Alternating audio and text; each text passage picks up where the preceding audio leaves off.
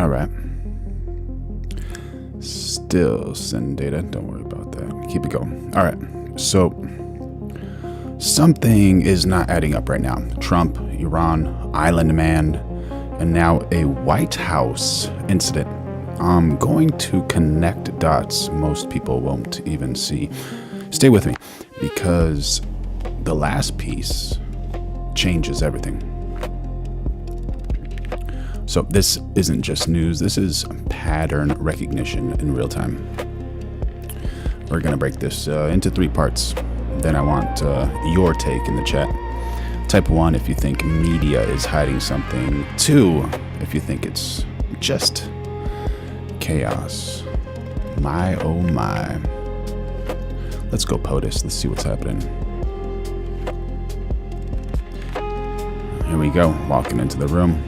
As you know, we're going live every single day of 2026. Make sure you like, subscribe, turn on those notifications. That was very unexpected, but incredibly acted upon by Secret Service and law enforcement. And this was an event dedicated to freedom of speech that was supposed to bring together members of both parties with members of the press.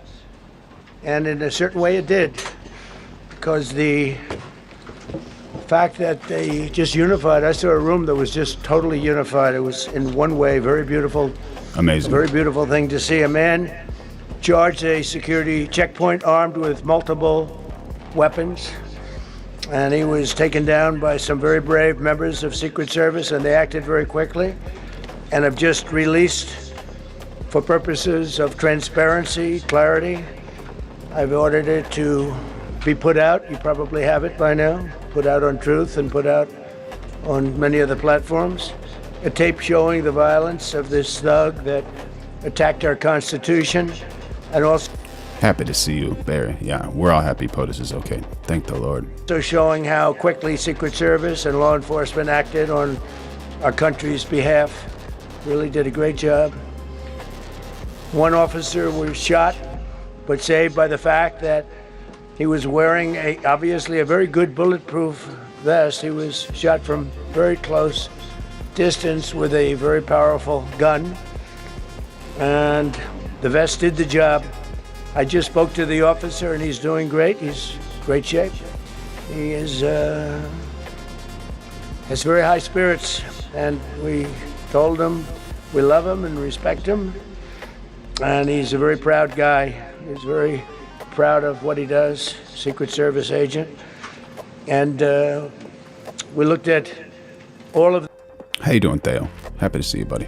the conditions that took place tonight, and I will say, you know, it's not a particularly secure building, and I didn't want to say this, but this is why we have to have all of the attributes of what we're planning at the White House. It's actually a larger room, and it's much more secure. It's drone-proof, it's bulletproof glass. We need the ballroom. That's why Secret Service, Okay. that's why the military are demanding it. They've wanted the ballroom for 150 years for lots of different reasons, but today's a little bit different, because today we need levels of security that probably nobody's ever seen before.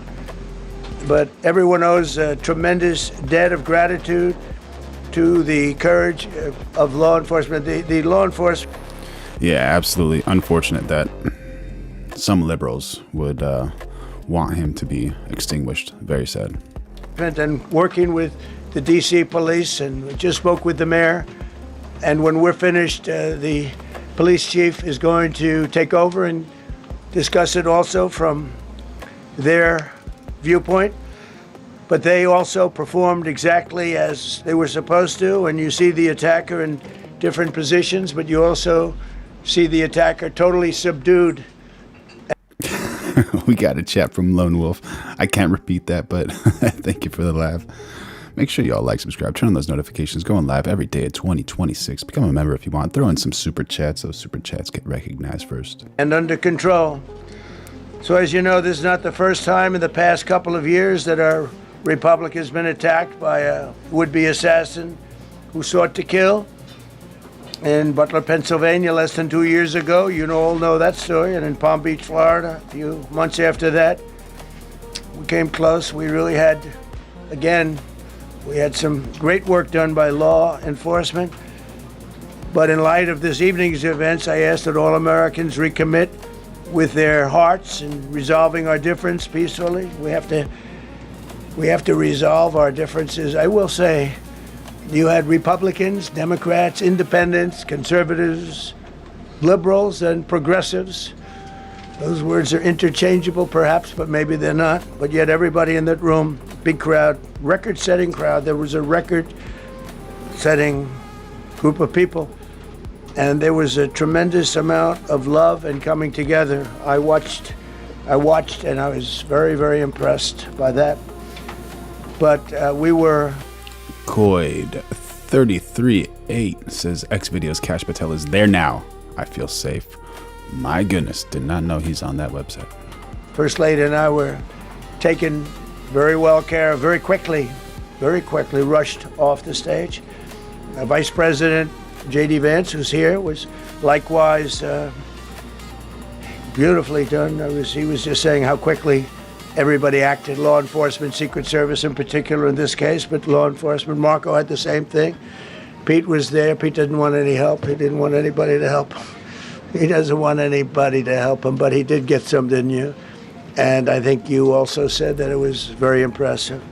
So with that, I'd like to ask Todd Blanche to come up, say a few words, and tell you it's already underway. The man has been captured.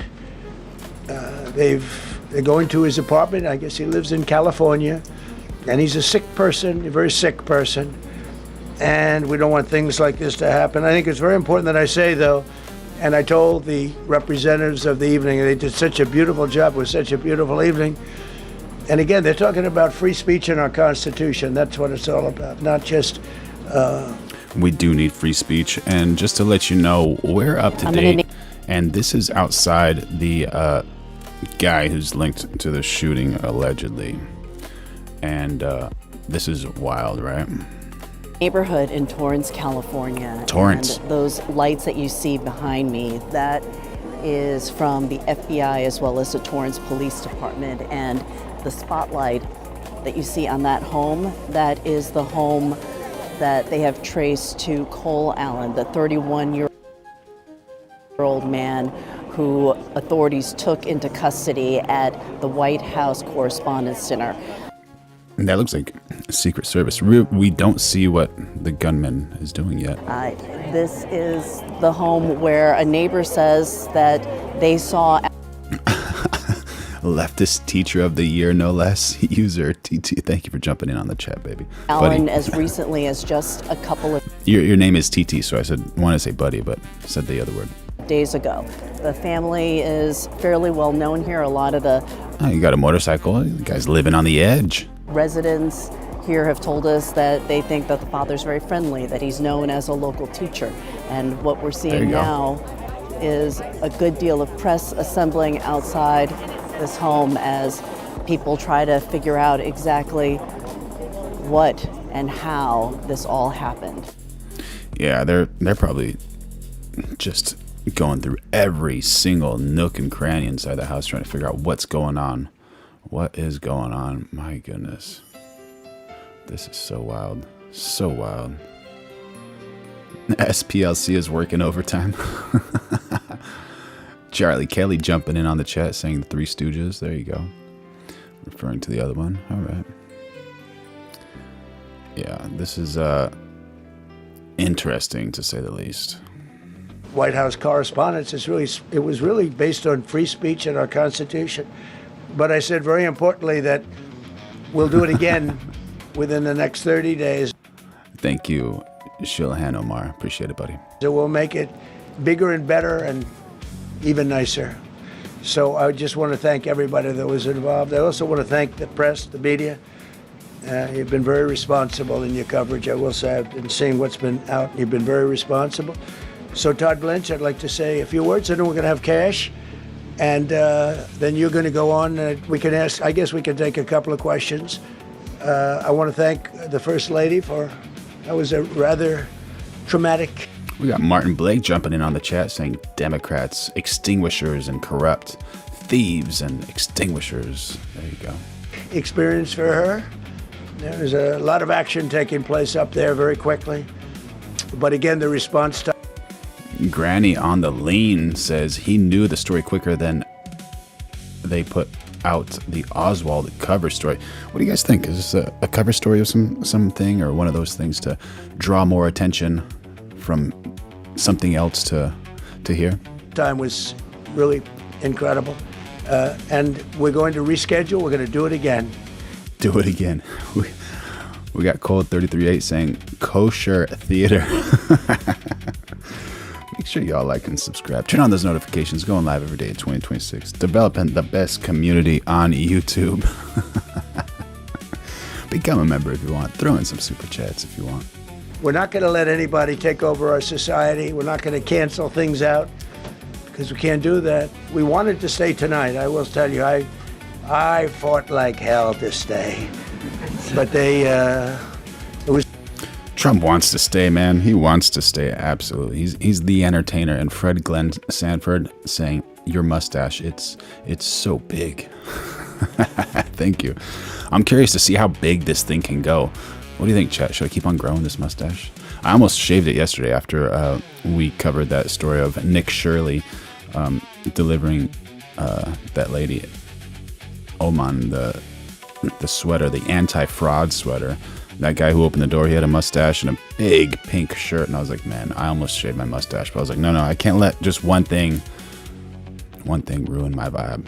It was protocol. They said, please, sir, because they didn't know there was a lot of action going on, and they didn't know could there be probably a lone shooter, but we'll find out. We'll find out very quickly. They have it very well under control. So I want to thank everybody very much. And Todd Blanche, please. Thank you very much, Mr. President. Tonight you saw the very worst and the very best of this country. You saw the very worst by the actions of that coward that the president just talked about. But you also saw the very best because you saw law enforcement do exactly what they're supposed to do. Yeah, buddy. And you'll see the videos come out, I expect, very shortly, and you'll see law enforcement do exactly what we want them to do. And so I echo what what President Trump just said, that we are extraordinarily grateful and appreciative of the men and women of law enforcement that did their jobs tonight, including one who was injured. This investigation is ongoing. I expect you will see charges filed shortly. The charges should be self-evident given the conduct, but as you'll hear, there will be multiple charges surrounding the shooting, around the possession of firearms, and anything else that we can get on this guy. The investigation is obviously ongoing and just started. There's federal law enforcement already working on search warrants and doing their job, and I don't want to get ahead of them and don't want to get ahead of the work that they're doing even as we speak. Director Patel and I were just on the crime scene a short while ago, and everybody in this room should rest assured that the Metropolitan Police Department, the FBI, Secret Service, everybody's on the scene doing their job. I know that the police chief is going to give an update from the scene as soon as we're finished here, and I obviously will lead the details of what they have learned to him. But in the meantime, I just want to thank everybody in this room for the courage, and I want to thank President Trump for his words, and I promise you, justice will be served. Thank you, Dr. Patel. Thank you, General. Thank you, Mr. President. The President's absolutely right. You saw the best resolve of American law enforcement because you, Mr. President, inspire them 24/7, 365. You give them the resources that they need, and they know that you have their back. And that is a changing dynamic in this country, and that's why you saw brave Secret Service agents respond immediately, swiftly, subdue and take down the suspect, and safeguard the lives of thousands of individuals at that hotel. Thanks to our interagency partnership with the Department of Homeland Security and the Metropolitan Police Department, the FBI was rapidly deployed onto the scene, took over the evidence response unit, is examining all the ballistics that were found on scene, to include the long gun and the shell casings. We are conducting witness interviews as we Get him, Cash. Get him. speak. You will hear from our team on the scene there with the mayor and the head of the FBI field division there. But please know what the Attorney General has just said reigns no truer. You saw the very best of America tonight. The very best unite us at a time How you doing, Underboss? Happy to see you, buddy. of uncertainty, because we have leadership here with the president and the vice president that backs law enforcement, and the men and women that I shook their hands on the scene today could not have been prouder to show up on scene. And as the Attorney General said, make no mistake, we are conducting witness interviews. If you have any information whatsoever related to this event, 1-800-CALL-FBI, 1-800-CALL-FBI. No piece of information is too small. No piece of information is inadequate. We will evaluate it all. We will also be conducting interviews of those that were there. And if any of those individuals have information, please come forward to law enforcement or the FBI or the Metropolitan Police Department. We will be examining this individual's background thoroughly. That process has already started. And we are going to ensure that he was either a lone wolf actor or anyone else that was responsible. We will analyze all evidence. Living to Laugh says, hope they bring back waterboarding.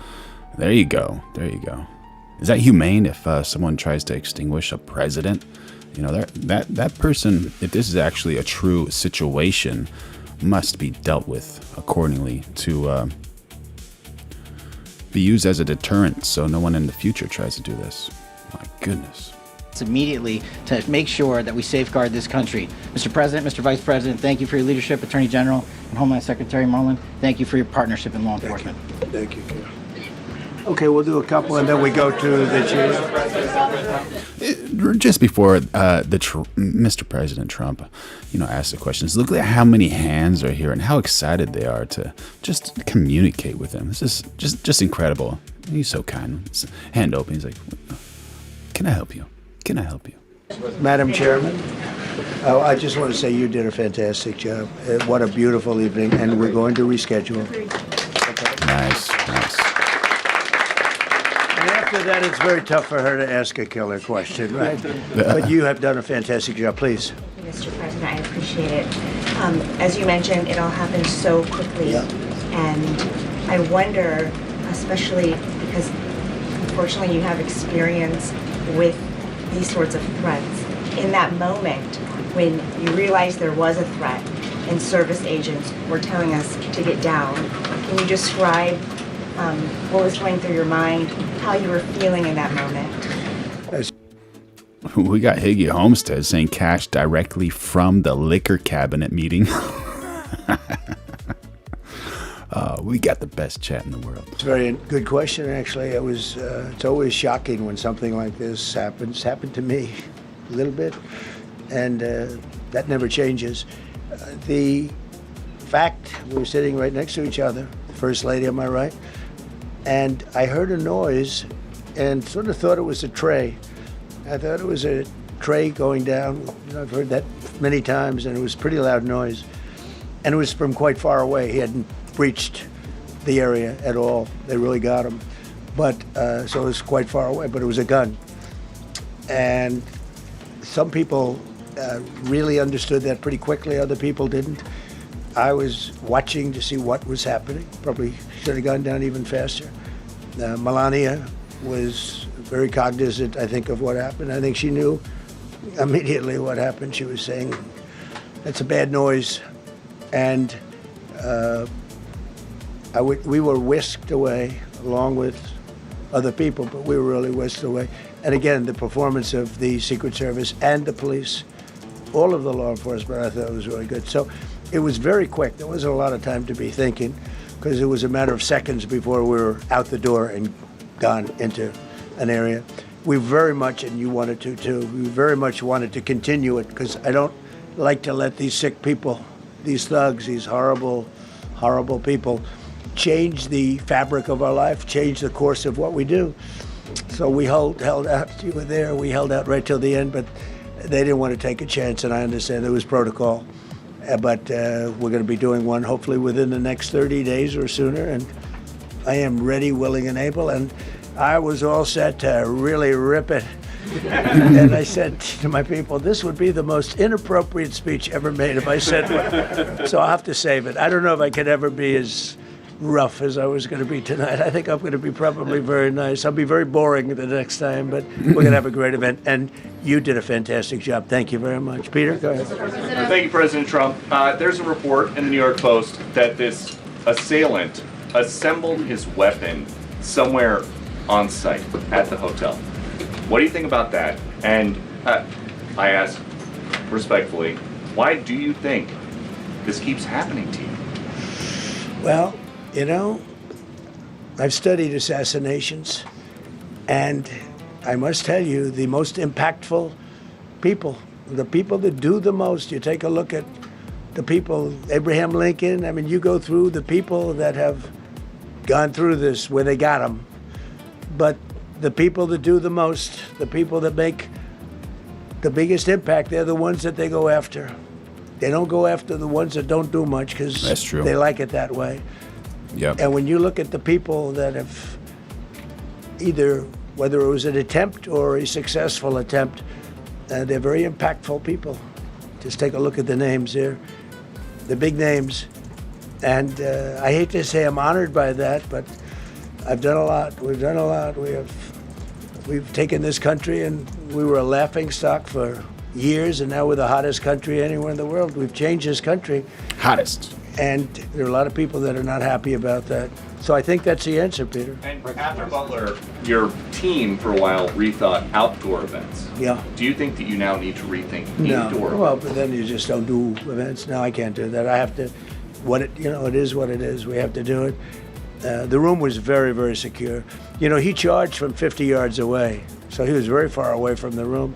And what do you think when he's User TT says they just legalized the firing squad. Is that accurate? on the video of how fast he was running? He was moving. He was really moving. And the reaction time was great. Boy, those guys, they had their guns drawn literally by the time he was there. They were shooting. That's right. I thought they were very impressive. And if I didn't, I'd let you know. I'm not going to be, I would not stand for that. No, I thought they were very impressive. Thank you, President Trump, and thank you for updating us on the Thank you. suspect earlier. Were you aware of any threats? Was your team aware of any threats beforehand? And do you believe you were the target of this tonight? I guess. I mean, these people they're crazy. They're crazy. And, you never know. He was very far away from me. He had to go through a lot. We had resources all over. We had resources sitting at tables, literally in disguise, sitting maybe at your table, who knows? But we had people all over the room, so he had a long way to go. That was. Yeah, that's very interesting to me. I don't know too much about it yet. This is like literally the first video I saw about it. So I guess we do need to talk about this. At the White House Correspondents' dinner, one of the most controlled, secure, high-profile events in the country. Shots go off, panic. People diving under tables, some, ladies chasing after Trump underneath the table, Secret Service rushing in, and so many different forms of protection and military. And this isn't speculation. People literally thought plates were dropping, and then realized it was gunfire, top officials, media, politicians, all in one room, and suddenly chaos, right? So we know a suspect tried to breach security. Shots were fired near the event. Secret Service responded fast. Everyone important got evacuated safely, thank the Lord, right? But we don't know the motive, the full timeline, and how someone got that close in the first place. And that gap, that unknown, is where people start asking questions. I'm not saying anything is planned, but history shows sometimes when something massive is happening, geopolitics, war, economic pressure, a sudden event like this can dominate the entire media cycle overnight. So the real question is, you can, I guess, type coincidence or type distraction in the chat. And what does this feel like to you? And we're gonna close the poll in a little bit, and we're gonna see what everyone thinks. So yeah, because I'll be honest, if the most secure people in the country are diving under tables, that's either a massive failure or something we do not fully understand yet. Either way, not exactly comforting. Really a first line of defense, and they got. How you doing, Waffle Jackson? Good to see you. Hey, Tara. How you doing? Make sure y'all like, subscribe, turn on those notifications, going live every single day of 2026, and become a member. Throw in some super chats. Super chats get recognized first, and I love you. The Lord loves you. And they really, they acted incredibly. No, we've had no. There was no notification. We had no idea. Go ahead, Do you know Kevin. any political motivations from this? Well, you never know. Now, we'll be able to tell you that maybe by tomorrow or the next day. He's in custody, and they're asking him a lot of questions. I guess they... Barry jumping in on the chat saying, I think it's both. But it's a distraction to stop people talking about Democratic fraud and funding the hate groups. Valid point, valid point. They're going over, Todd, and they're already at his apartment. He lives in California. Torrance. And they'll be... Ziggy7668 says, just the mentally ill left. They're over there, so they'll be able to tell you. Thank you, Caitlin. President Trump, did the suspect say anything, or was he wearing anything that would allege some type of motive here? No, I mean, he was a guy who looked pretty evil when he was down. They had him down. He was fighting hard. He was, in my opinion, a sick person. Who would do that but a sick person? But I think you're going to find everything about him. No reason to talk about it now. But tomorrow at this time, long before this time, you're going to know a lot of things about him.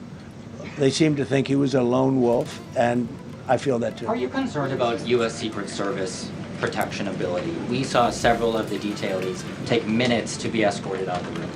No, they acted very quickly. No, I was very impressed Catch some lefts, catch some rights, user. Enjoy the water, buddy. by Secret Service. I mean, I'm the one, and Mark Wayne, you would agree with that, I think. Absolutely. I'm the one that would complain. You don't have to complain for me. I would be complaining. I'd be up here right now saying they didn't do their job. Oh, believe me, because, it's my life, and I want to live because I want to make this country great. That's why I want to live. There you go. But when you're impactful, they go after you. When you're not impactful, they leave you alone. Okay, a couple of more. Go ahead, please. Is there any indication that this shooting was? And so here's what separates this stream from everything else. We're not just reacting emotionally. We're actually thinking. Most people will pick a side instantly. Smart people sit in the question a little longer. And that's the reason we got the best chat in the world. So if you got a strong take on this, drop a super chat. I'll break it down live. Members, I'm reading you first. Could have been linked to the war in Iran. I don't think so, but you never know. We're going to know a lot. We have the best people in the world working on it, and we're going to know a lot. Please. How you doing, Hector? President, there's a lot. There's you, as well as some of us who have covered Butler, experienced another horrific day 2 years ago. Yeah.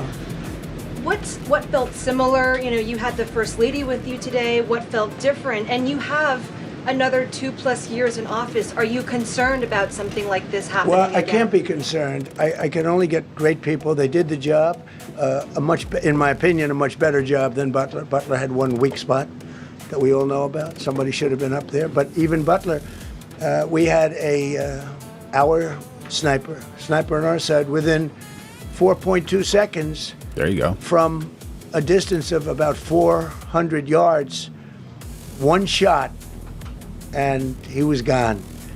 And if he didn't do it, now, he's David. His name was David. I say, hello, David, every time I see him. David, I like you very much, David. But think of that. Now, if he doesn't hit him, and he hit him right between the eyes from 400 yards without any notice, nobody knew. He heard a sound. He looked over, and there was actually a tree that was somewhat in his way. You know the story very well. And he aimed, he fired. And if he didn't do that, beyond me, you would have had a lot more people killed. We lost one great person and 2 people very badly hurt. They're okay now.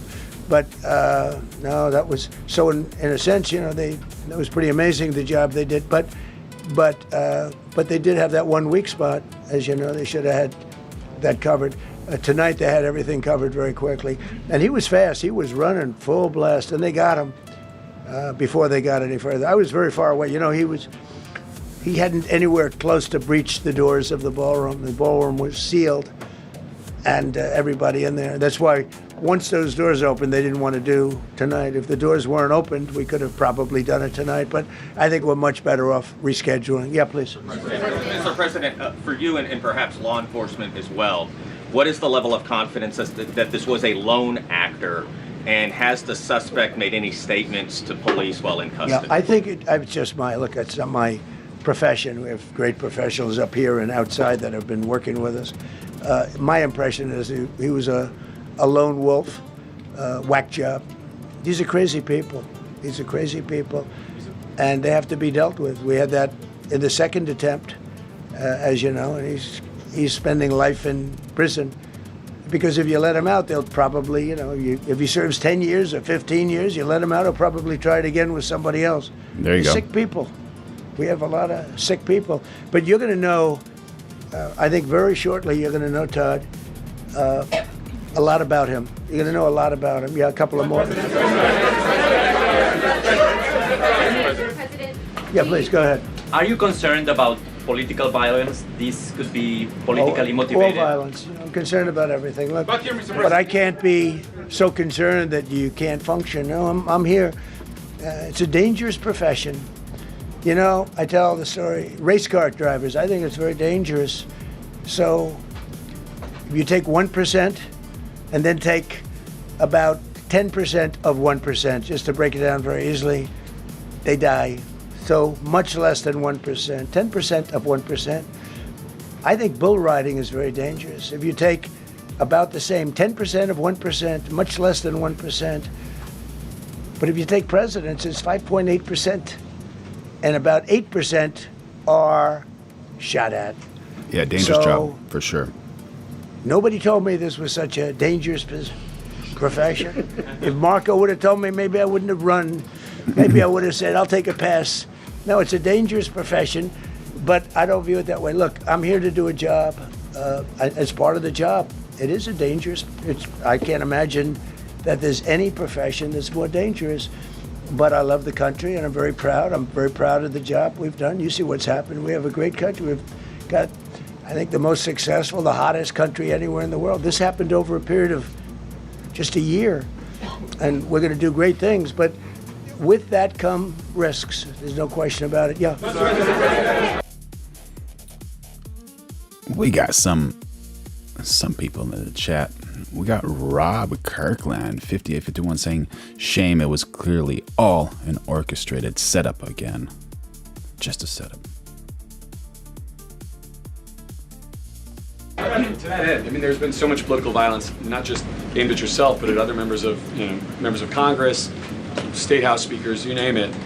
Is that just the cost of doing business to do politics in America anymore? Yeah, well, what does that say about our country? Too.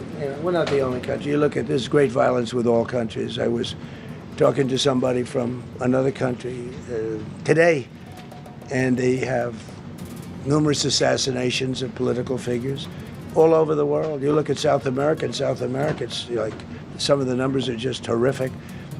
It's dangerous stuff, whether it's here or someplace else. No country is immune. No country. Good question. At this point? Well, probably if I decided to just not do much, if I let everybody rip us off and take advantage of us. Look, we're leading the world in trade now. We're leading the world in the... That's very true. The tallest nail always gets struck first because it's noticed. It's doing some things, and he's definitely ruffling some feathers. Definitely ruffling feathers. The military, we're the greatest military in the world. I rebuilt it in my first term, and now we use it because we have no choice. We can't let, as an example, Iran, we can't let them get a nuclear weapon. Everything will be peanuts compared to that if they ever were given a nuclear weapon, and they'd use it too. Marco and I were talking about it today. They would use it without even hesitation. We can't do that. It was a shame. I said, oh boy, look at the numbers. We just broke 50,000 in the Dow. We just broke 7,000 in the S&P. They said we couldn't do it in 7 years, in 5 years, 4 years. They were saying maybe in 5 or 6 years. And we did it in 1 year. And I called everybody together. I called all of these people and others, and I said, we have to take a little journey. I seek to do this. We just had the great number. We just broke 50,000. Wasn't supposed to happen during my term. Wasn't reachable. Did it in 1 year. And I said, We're going to have to make a journey to Iran. They're going to have a nuclear weapon if we don't do it. We had the B-2 bombers take them out. I terminated in the first term the Obama agreement, the Iran nuclear agreement, which was a disaster. That was a road to a nuclear weapon. They would have used it. They would have used it 100%. So, you know, when you do things like that, you become a target. If I wasn't doing that, I guess I'd be a lot less of a target. But I'm honored to be. Okay, one more question. Go ahead. Yeah, go ahead. Thank you, President. Did you guys see this picture? Might be real, might be fake. You know. What do you guys think about it? Pretty cool? Decent? Seen better?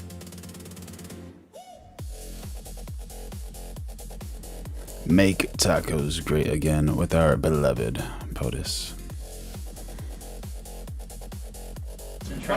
Thank you, President Trump. Do you know how the gun was brought into the hotel? And also, how does this event impact you?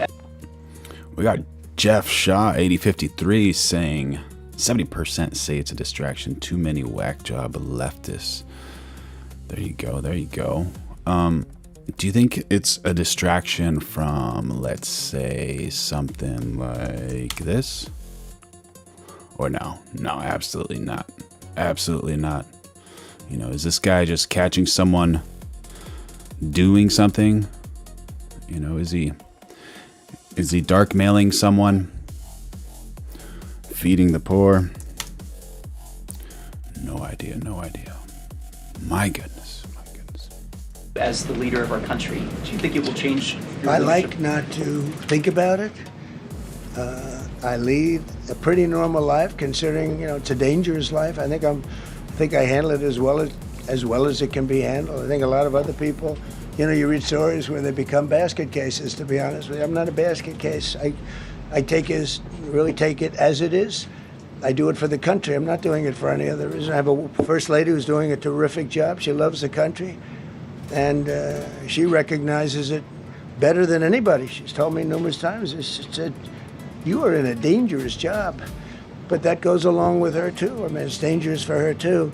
We sat there tonight. We heard that noise, and it was either a tray or a bullet.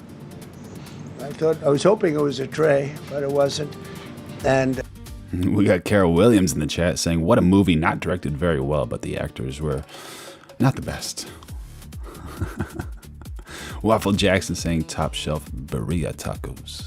Again, we had some very brave people doing a great Fergus Gunnan, how you doing, buddy? Good to see you. job, so we're very proud of them and happy with them. I just want to thank everybody. They will be able to give you all that information as to the names and everything else. I think we released the names already. Most of you would have it, but his name. We appreciate it. I see so many tuxedos and beautiful dresses.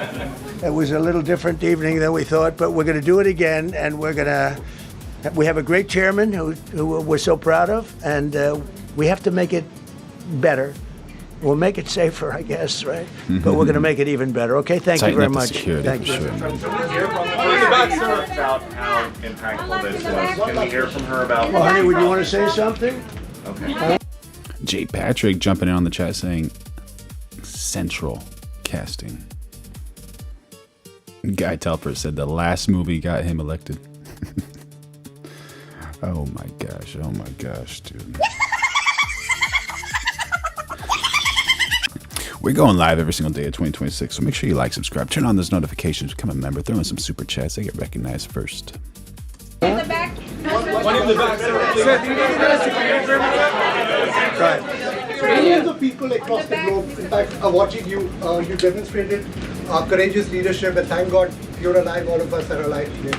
What is the message that you want to give to the world that this should change? What corrective measures can we take from here on?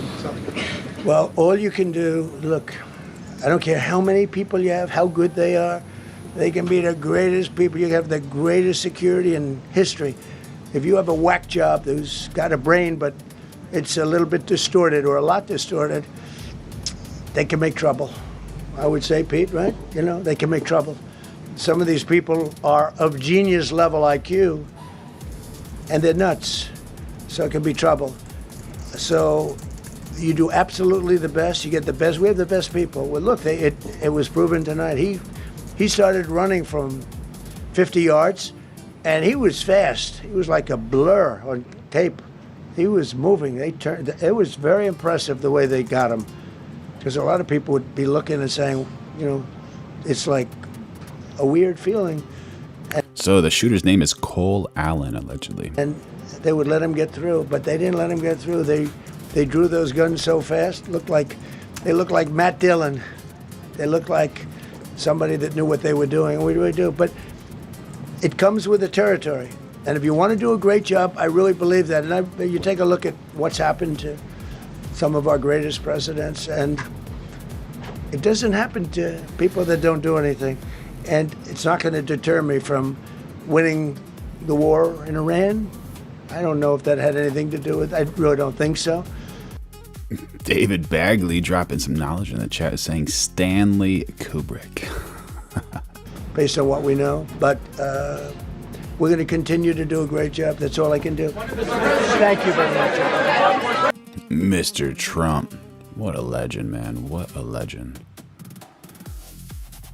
What a legend. There's Kash Patel right there. We got Trump.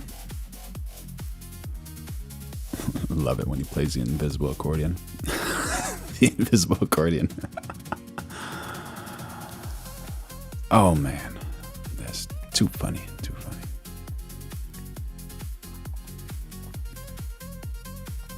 What does a DC police have to say about this?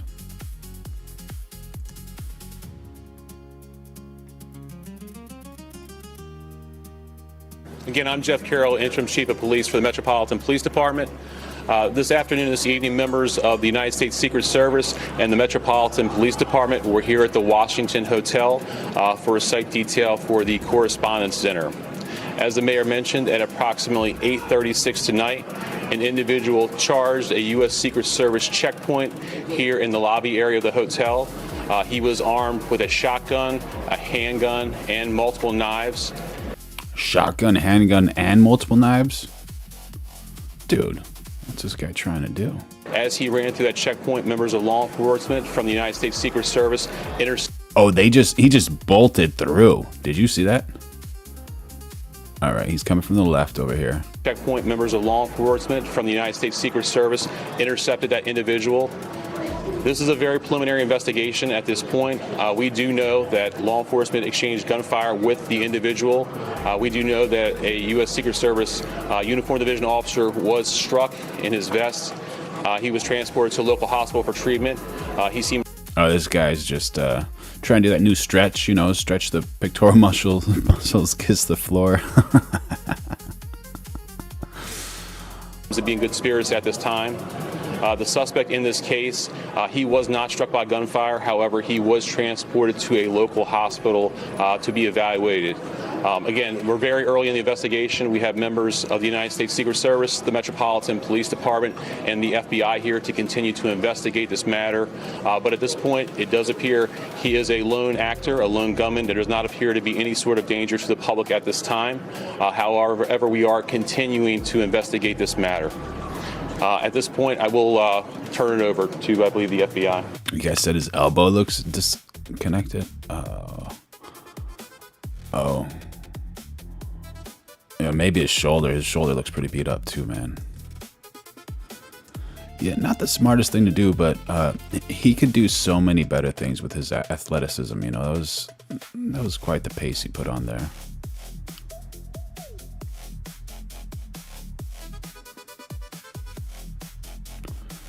Yeah, man, these guys are what they're doing these days, man.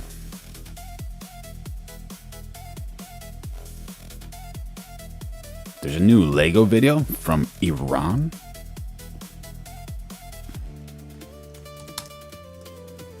Again, I'm Jeff Carroll. Wrong one.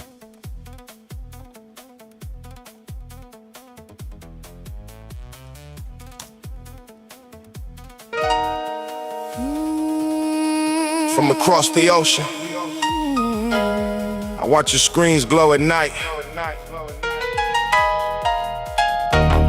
A nation built on fire, but some will dim your light. I don't hate you people. I never did, I swear. But the hand that waves your flag doesn't know you're there. So listen close, America. This song is yours to keep. The world is wide awake now, while you're still fast asleep. Wake up, America. Open your eyes. Your biggest enemy, where's your nation's disguise? They spend your children's future on wars you never chose. Wake up. Wake up, America. Everybody knows. Wake up, wake up. The truth is on the wall. The truth is on the wall. They built themselves a castle while they let me tell you something that your textbook skipped the page on. The man behind the curtain keeps the light and keeps the stage on. He shakes your hand on camera, then signs the deal at midnight. Sells your jobs to shadows while he tells you that it's all right. There's a building full of suits who never. All right, this is like a rap song of some sort, and I don't know. Good, great. But allegedly, Mr. Bibi has prostate cancer. Israel's Prime Minister Benjamin Netanyahu has revealed he has been diagnosed with early-stage prostate cancer. The 76-year-old announced on social media a malignant tumour was found during a routine checkup, and he underwent Iranian hip-hop from Instant Mash. targeted treatment. He did not specify when he was diagnosed, but confirmed he delayed the release of the yearly health report by 2 months to prevent it from being used as propaganda by Iran. Watch these guys. You tell me if these guys are paid or not. Go ahead.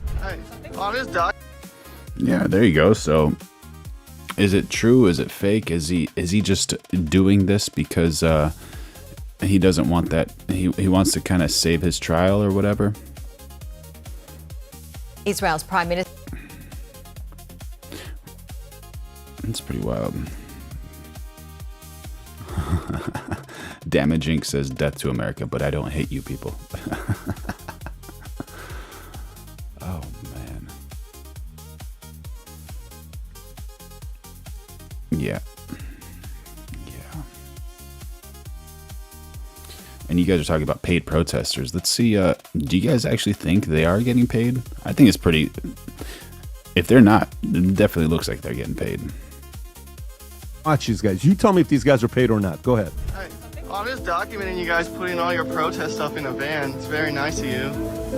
How far did you travel to come to protest today?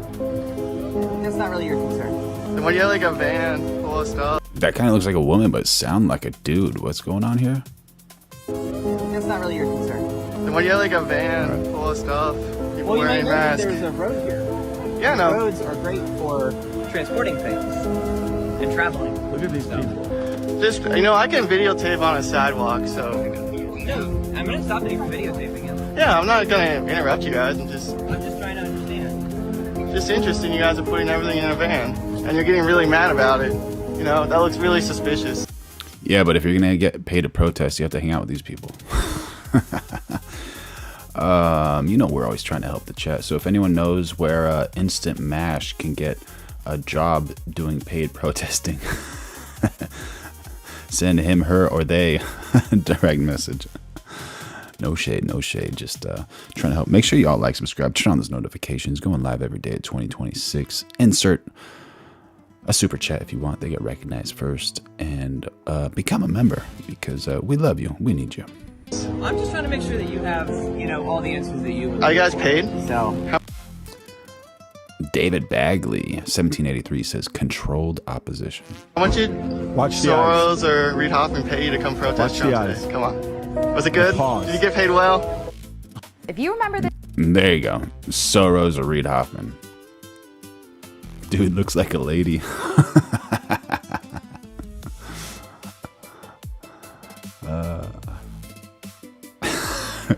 I can't read Barry's chat, but there you go, broski. But you know what happens after that, man? You know what happens after that? This months ago, when Representative Ilhan Omar's financial disclosures showed assets in the tens of millions, her latest report reflects a significant drop, citing an accounting error, and she doesn't appear eager to talk about it. So, according to the Wall Street Journal, in April, Omar updated her financial disclosures to correct what she called a, quote, major accounting error. The correction followed inquiries from the Office of Congressional Conduct and intense scrutiny from political opponents. The revised filing now shows that she and her husband, Tim Minette, actually have joint assets worth somewhere between about $18,000 to $95,000. And this is a huge drop from what was reported earlier. In a 2025 filing, their assets were mistakenly estimated to be between $6 million and Mistakenly, between $6 million and $30 million. and $30 million. Her attorney cited an unintentional accounting error regarding her husband Tim Minette's business interests, which were previously overvalued. His businesses now show no value at all, once liabilities were factored in. A spokesperson for Omar told the outlet, quote, "The amended disclosure confirms what we've said all along. The Congresswoman is not a millionaire. Congresswoman amended her disclosures voluntarily as soon as the discrepancy was identified." When asked about the accounting error by a reporter, Omar shut the conversation down. Would you like to explain that? How did you make such a big mistake on it? Absolutely, you're stupid for asking me anything. I am? Yes. Well, what about the American people who are wondering how you made such a big mistake? I have explained to the American people. What's the explanation? I have given them the explanation. Do you want to tell our viewers? Because I don't want to tell you jack. How about that? Oh, dropping the JS word. All right. That's like a smile that she's giving and a "I will whoop you" type of thing. She's not really happy with that lady asking those questions. She's rage baiting. Rage baiting.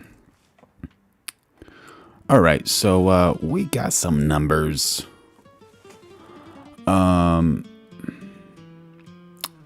of 83 votes, 82% said the White House Correspondents' dinner shooting was from something bigger, so it's a distraction.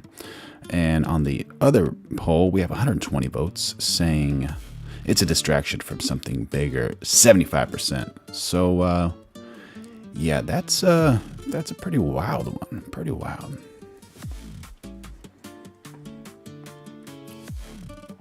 Yeah, she's like, I'm gonna get you back, girl. I'm gonna get you back.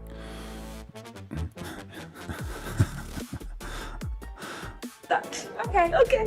Have a good day. House Minority Whip Tom Emmer made... What an evil woman.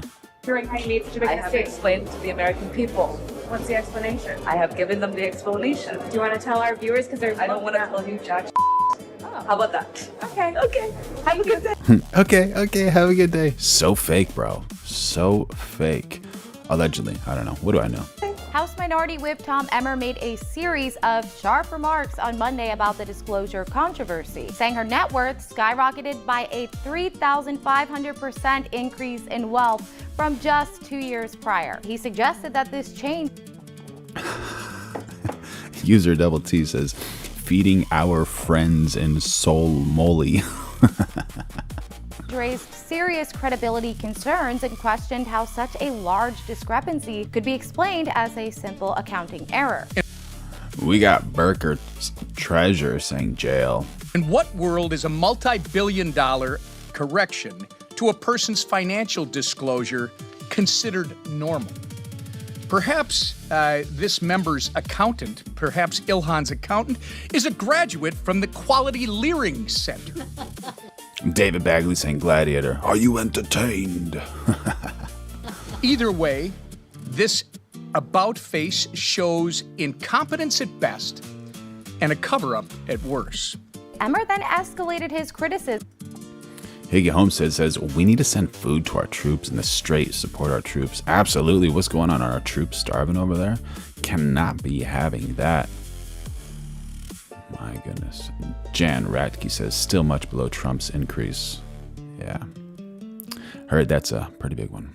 saying that if she were found to have benefited from fraud or wrongdoing, she should be held accountable to the fullest extent. And he mentioned ongoing Republican-led scrutiny and investigations into related fraud cases in Minnesota. Yeah. This is What's going on over here? Where are our taxpayer dollars going when they should be going to the troops and the straight? Selena Girl says from Gladiator, when death smiles at you, you smile back. Strong one. Love that one. Brilliant. Thank you for jumping in on the chat. Make sure y'all like, subscribe, turn on those notifications. Going live every day, 2026. Become a member. Throw in some super chats if you want. Curious Joel, a village of 44,000 Hasidic Jews in upstate New York that primarily speak Yiddish, have an average of 7 kids per family, rely heavily on state assistance and welfare programs like 7 kids per family. Medicare, SNAP, housing assistance, and tax credits from their many kids. To get 7 kids. I guess if you're able to raise 7 kids, they must be crushing it up there. I wonder what industry they have. How many kids do most people have out here? 17, 18. How do they afford 17, 18 kids? Wow. They are proud to do what the Torah says, that you need to be multiple and fruitful. So you just read the Torah and money comes to you? Wow. How do people afford to have like 10 kids out here? The community is based on this. So is it wealthy members of the community give charity? Yes, mostly. I don't talk to suspicious person. How am I suspicious? Do you study Torah? You work for Hamas? You work for Hamas? Everyone who disagrees with me, everyone who challenges my worldview is Hamas. Yep. What do you do for work? Nothing. How do you make money? Your wife. Your wife? I'm doing My home wife. kit. Brokerage, construction. Most people on Medicaid, SNAP, EBT? I don't know. I can't speak for other people. What about you? I'm not going to tell about myself. Oh, that's a yes. Look at that face. He's embarrassed by the answer. The one thing I am curious about them. There you go. User TT says, like the Amish, but the Amish work. Is the welfare use. Are you on welfare? No. The Jewish people just... David Bagley throwing it in, self-promoting victimology. Some kid is Joel. Their taxes covers everything that we take back. But if nobody's working and nobody's paying taxes, then how are they able to get taxes back from working? They pay a lot of property tax. You know anyone on welfare? Sure. I won't comment on that question. Come on. No. Why not? No. What do you guys do for work here? What do you do for work here? It's hard to explain in words. Oh my gosh. Diva Hoof says, what is this R word? C-rap. My goodness. What are you talking about? Make sure y'all like, subscribe, turn on those notifications. Going live every single day, 2026. Become a member of the channel. Throw in some super chats if you like. Tune Triple X says, did we figure out the debt problem? Yeah. What's the solution to that? You guys have like businesses, work a job, study Torah? I have a job. What do you do? I'm in sales. What do you sell? Food. Okay, what food do you sell? Chocolates. You could have made up like software, man. That'd have been a better one than chocolates. What? I feel like I'm getting bamboozled right here. Excuse me, do you guys take EBT? We do. What percentage of people would you say use EBT for their groceries here? 100%. 100%. So we're paying for all their food. That's where my taxpayer dollars are going. That's what I'm funding. Whenever I pay at least half my income to this, that's where it's going. What percentage would you say? 35%. A little bit difficult to conclude what to take away from that. Let's pop in here and say shalom. Synagogue? Okay. Lots of people praying. I'm not sure the schedule exactly, but 9 o'clock sharp, they're not at work. Question for you. What do most men do for work here? Can you give me some ideas? Oh. I'm just asking Hasidic Jews out here. I know what do you mean? Do people here...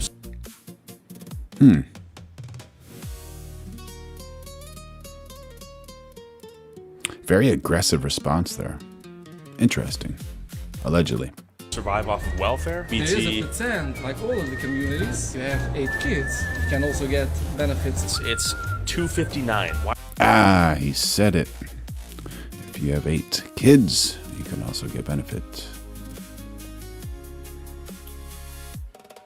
Very interesting.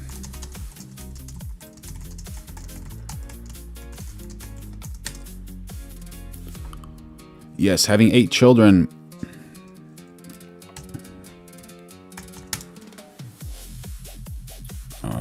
Yes, having, let's see, can you guys see that?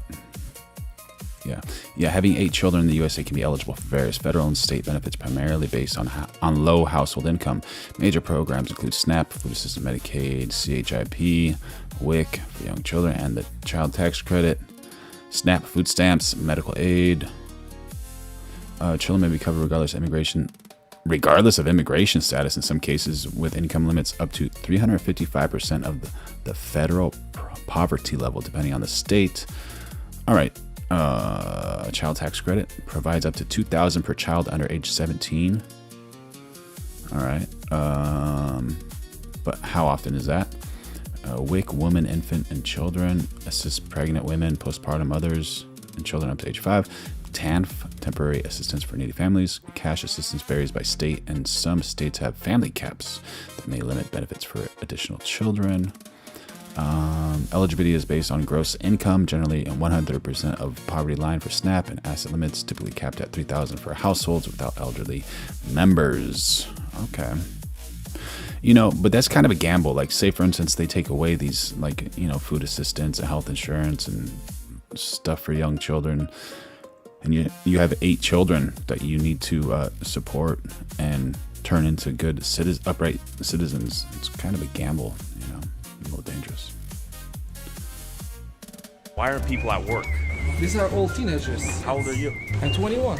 You gotta wonder what these people do for employment. So if you want to talk about Sharia law and people living in a theocratic ethnic enclave, look no further. Curious Joel is an example of only Jews living here, and a lot of them are tapping into welfare benefits. Now look, I am completely okay if you want to live in an ethnic enclave within America, but you have to contribute to society. You need to be able to do something, to produce something, to be a functioning member of society. Absolutely. If no one is working, how is society going to move forward? Be able to get benefits. And I know that there are extreme circumstances, extreme situations where maybe you have some sort of disability, but for it to be an entire community, clearly at least somewhat cognitive and able to function in society, and our taxpayer dollars are going to fund that. This is why it is so important to have the American Congress Party in power, because once we are in power, we will be creating a public ledger where the citizens, you, can see where every single dollar, every single penny of your tax-paying money goes to. And if you have a problem with it, Congress will immediately have to address that category, where that money is going. In order for you to get more information about this, to stay... Yeah. Wild.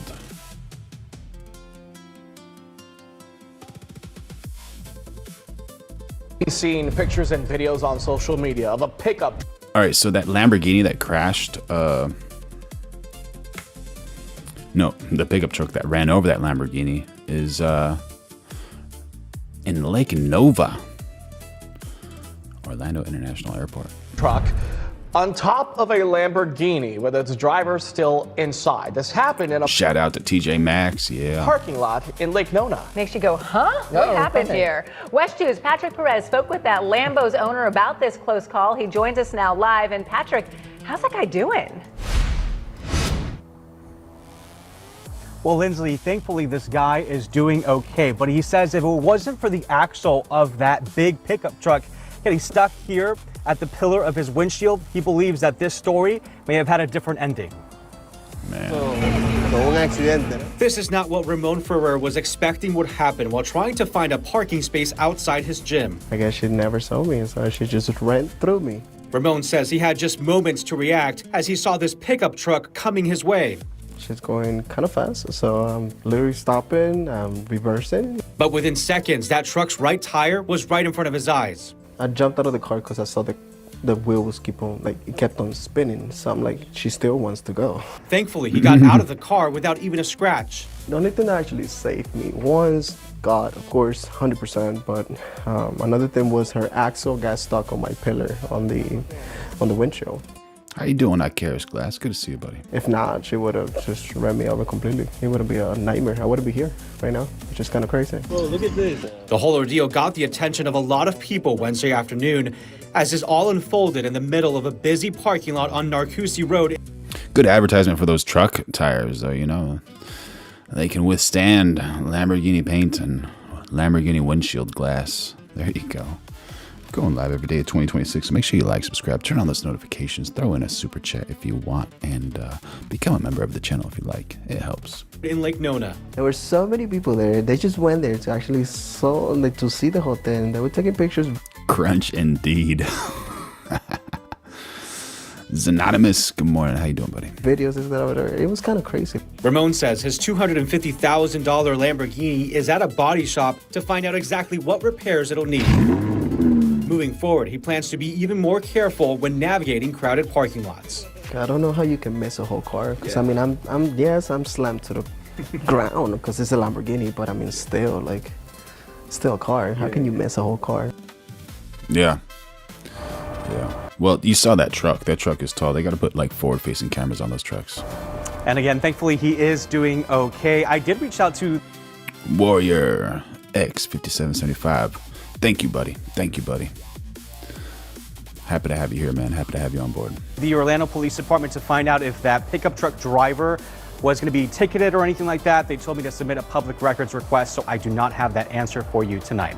Covering Orange County, I'm Patrick Perez, WESH 2 News. Personally directed That's Orange County, Florida, by the way, East Coast. Investigation so that you would sign such a... Did I personally direct what investigation? Of the Epstein records for any reference to President Trump?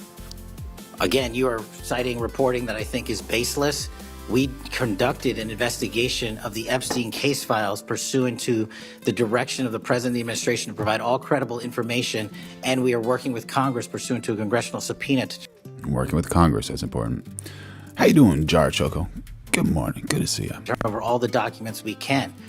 All individuals. In July 2025, after months of promising full... Yeah, Barry says this country needs more Jesus. Absolutely. Transparency on the Epstein files, the Department of Justice and the FBI released a memo. The memo said there was no incriminating client list. The review was complete. Nothing more would be released.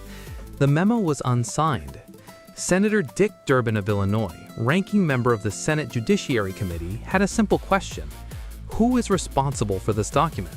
Director Patel, in addition to the extensive purge of nonpartisan career FBI official reports indicate that dozens of remaining officials have been subjected to polygraph exams to test their loyalty. My understanding is approximately 40 officials have been asked to sit for a polygraph during your administration, and several have been asked whether they have ever made negative comments about you. Director Patel, FBI agents pledge their loyalty to the Constitution of the United States, not you personally. What is the basis for requiring polygraph exams of your workforce and asking them if they've made negative comments about you?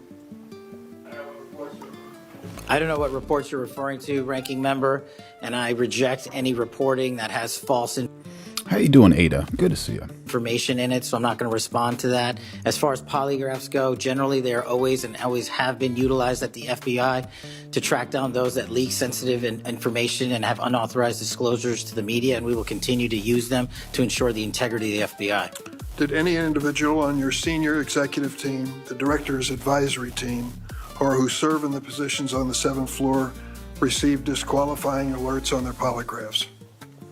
Senator, I'm not going to get into the personnel discussions that were had on a polygraph. Those are private discussions, and many of them relate to ongoing investigations. Did you or Attorney General Bondi provide any individual with a waiver so they could remain employed after they received disqualifying alerts on their polygraphs? I'll have to get back to you. You don't remember that? No, sir. My priority is protecting the American public, not getting into the weeds of polygraphs. And to have a decent memory when you come before a committee.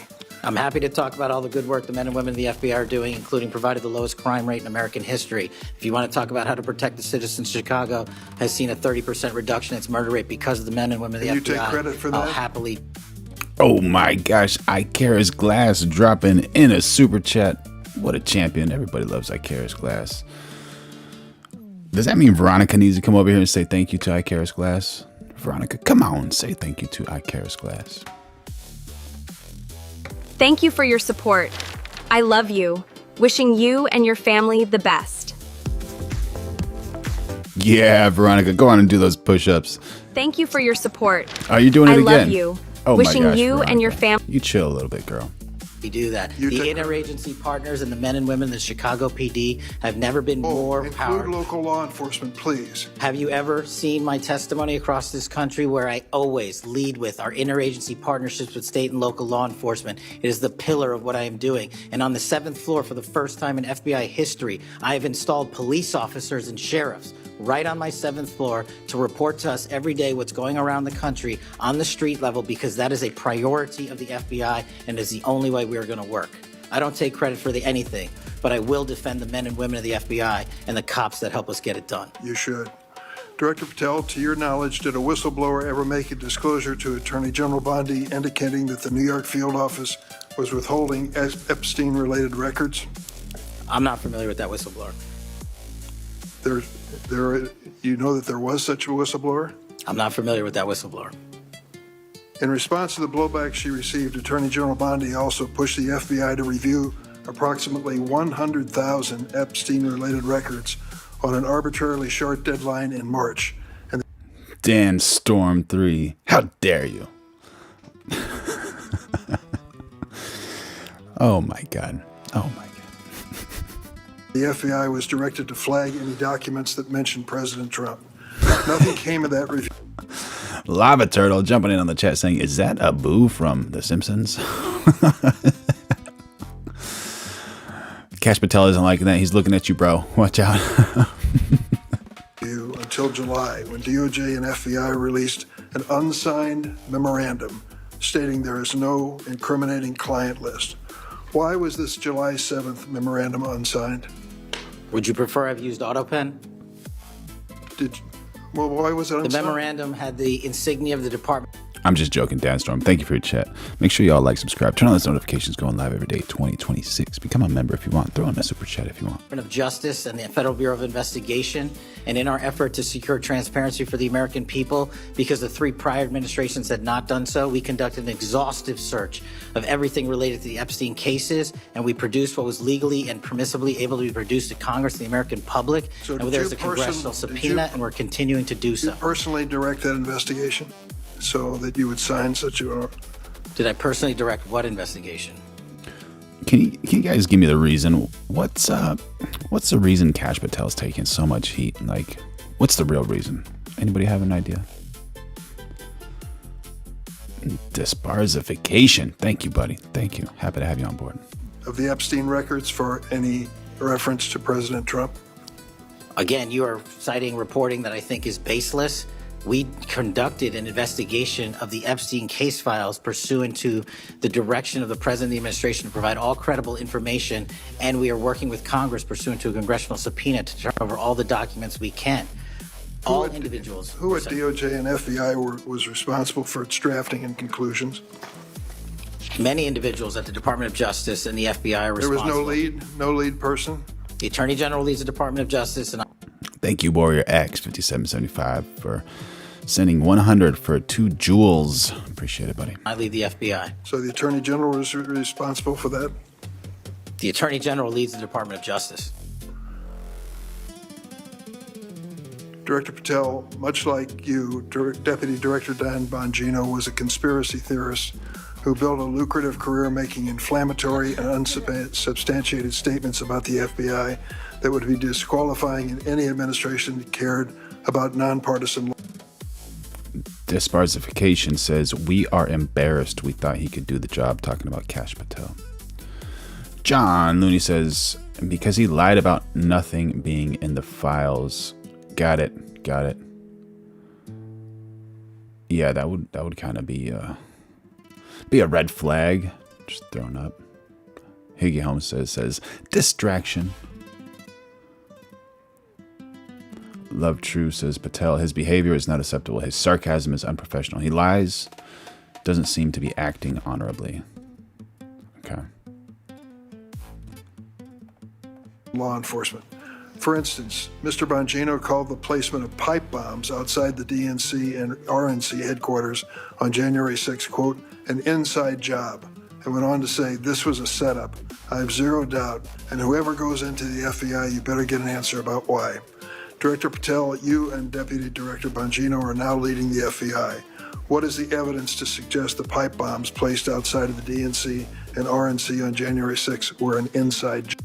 Talking about January 6th and the inside job, and Dan Storm 3 says the whole Island Man thing is a little annoying. Everyone pretending that they don't know a criminal when 1/3 of Americans have a criminal record.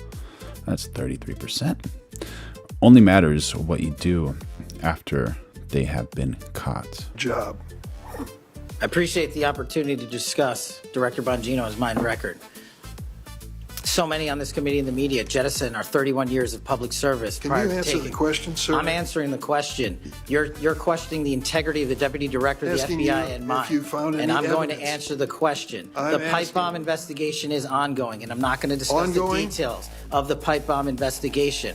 Mr. Bongino was a Secret Service agent for 15 years, a police officer for 5. I served this country in multiple administrations for 16 years.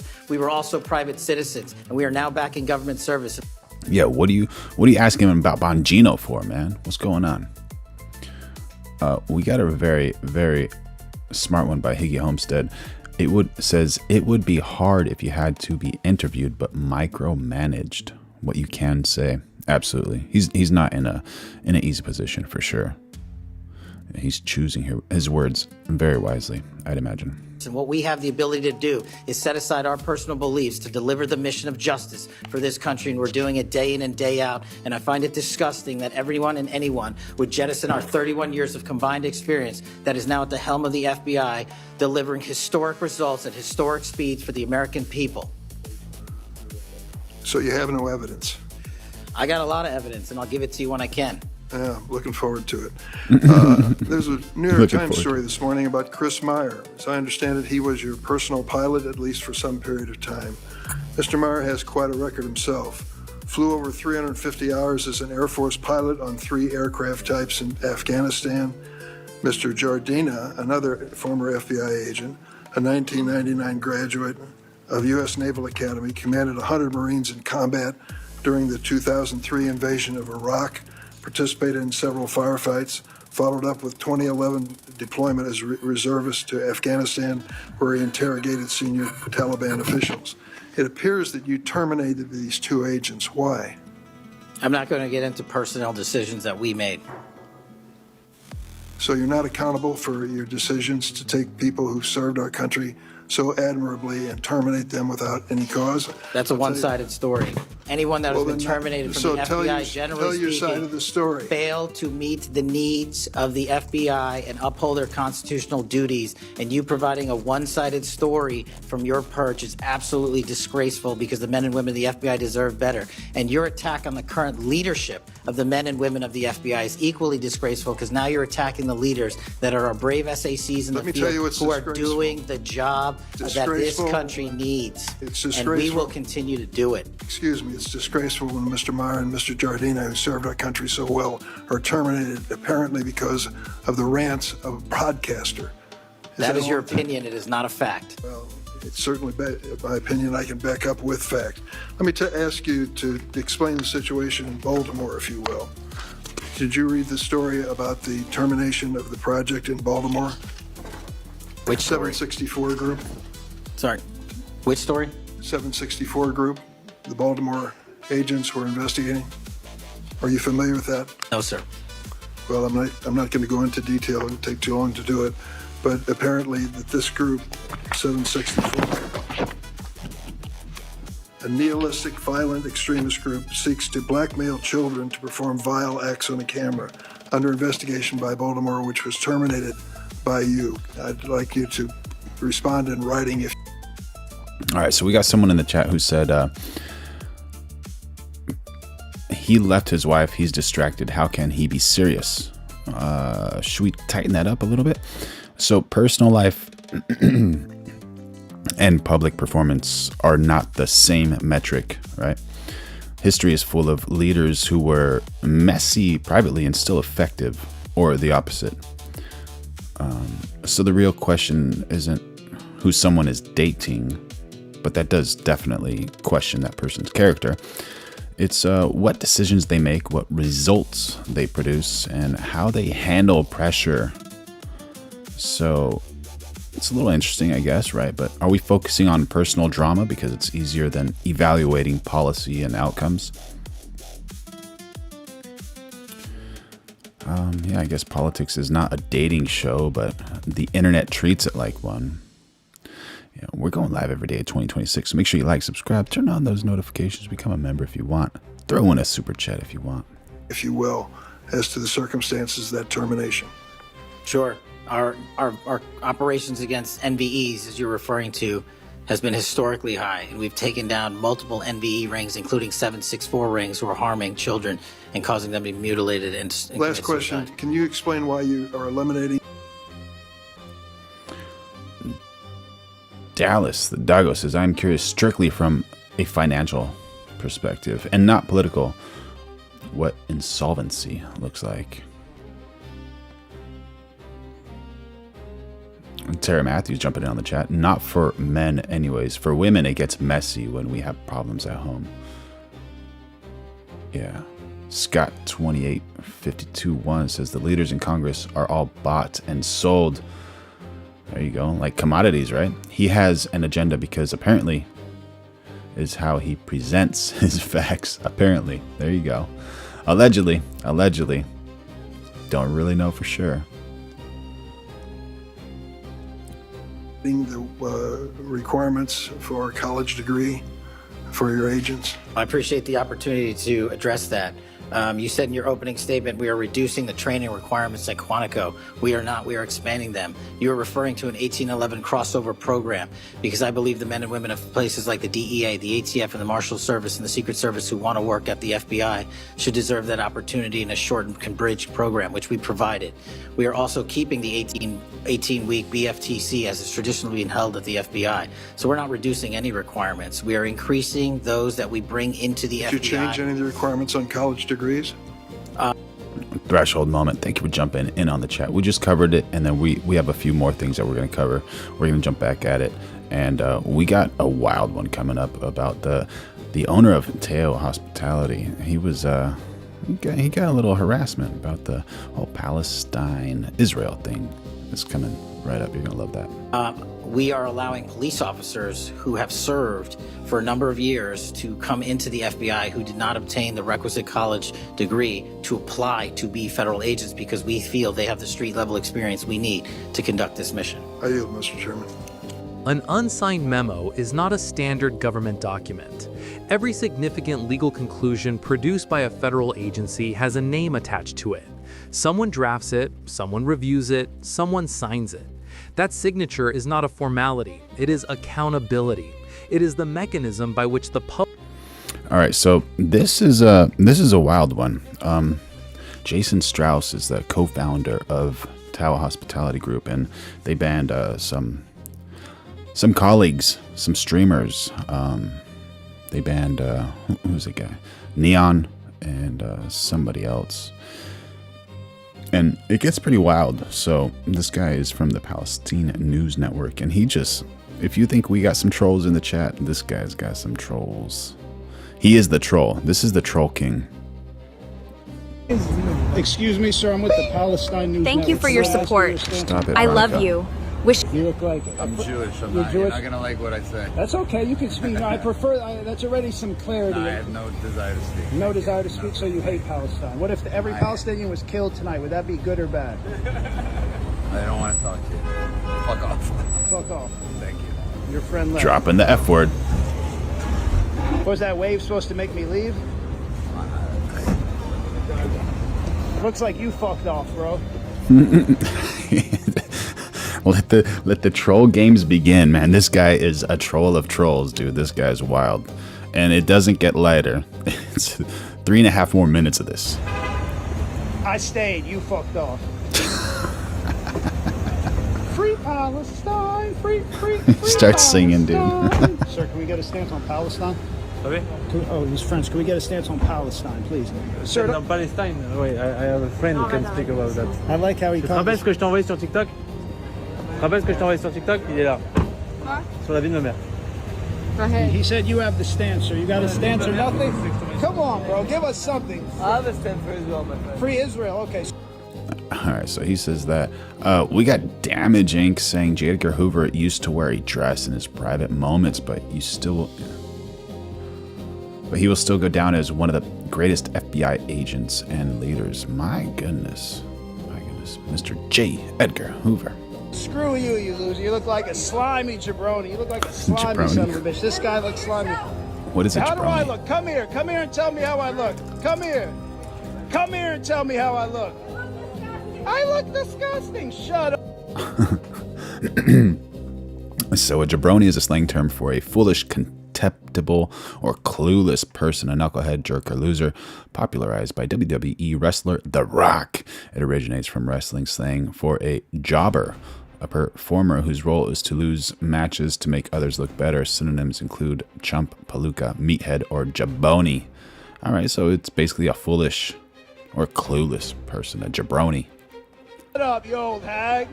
Old hag. Shut up. Free Palestine. Free Palestine.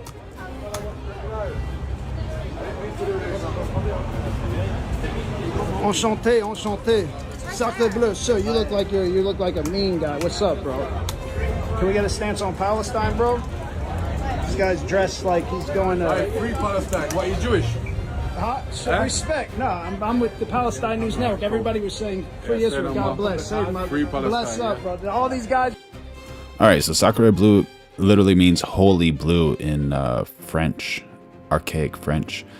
Old-fashioned stereotypical expression used to convey surprise, shock, or annoyance. Alright, Sacre Bleu. With Israel. This guy said free Israel, bro. This little chicken man right here. Dude. Look at him. Now he's a chicken man. See, the one top G knows what's up. Look, you guys. Thank you, Itchy B. Happy to have you on board, buddy. You should all be ashamed of yourselves. Sir. Can I get your stance on Palestine? Can you not? Sir. Absolutely.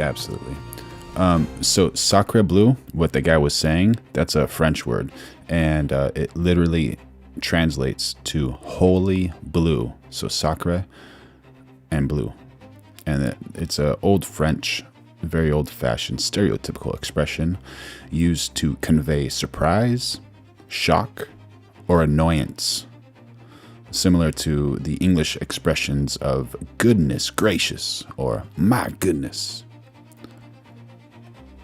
Sir, let me get it. Woo. Let me get it. Come here. Come here, you ugly. Look at her face. Let me see your face. Let the internet rate your face.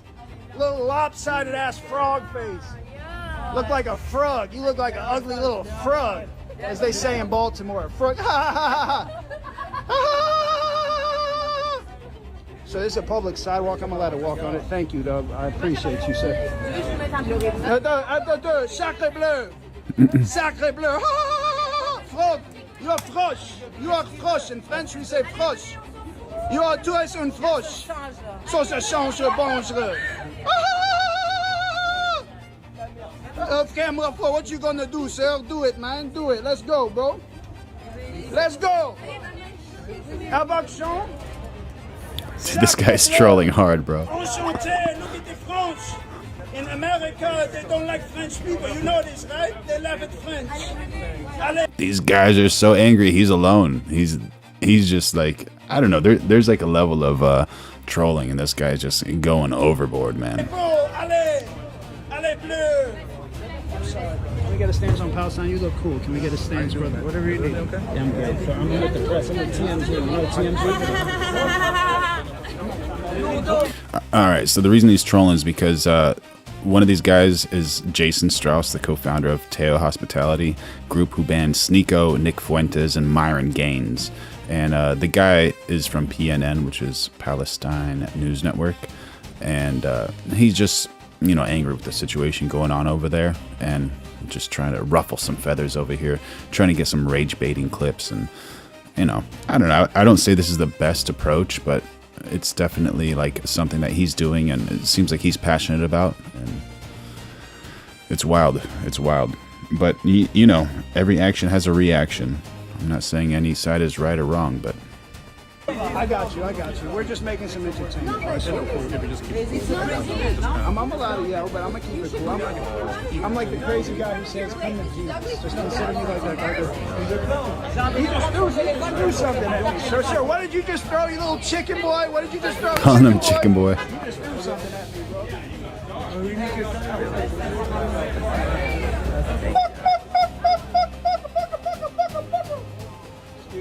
Free Palestine. Sir, can we get your stance on Palestine? The administrator. Yeah, that guy's just going wild, dude. Going wild. And yeah.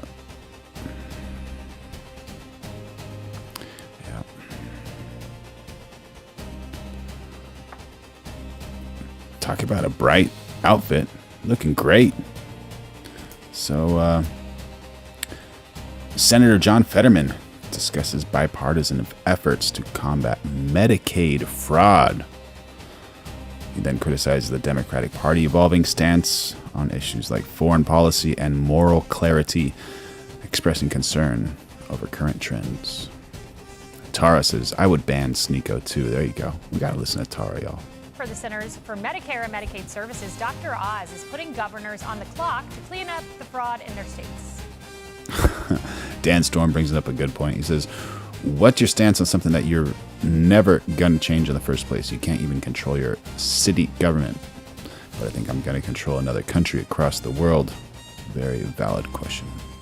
Governors, I'm calling on you to act now. Fraudsters and other bad actors are draining Medicaid funds. Within 10 business days, the American people need to know, will you move forward with making sure the providers are revalidated and can be trusted with the care of our most vulnerable citizens? And in 30 days, they need to know what's your timeline and what's your scope. So will governors step up and protect Medicaid in their states? Let's bring in Senator John Fetterman. Senator Fetterman, always great to see you. I know Dr. Oz was your former opponent. You beat him. You were the senator from Pennsylvania. But I'm wondering what you think of his effort and the government's effort to clean up fraud in these states. Yeah, no, I mean, I think it's a good thing overall. Absolutely. I mean, rooting out all the fraud, that should be absolutely bipartisan.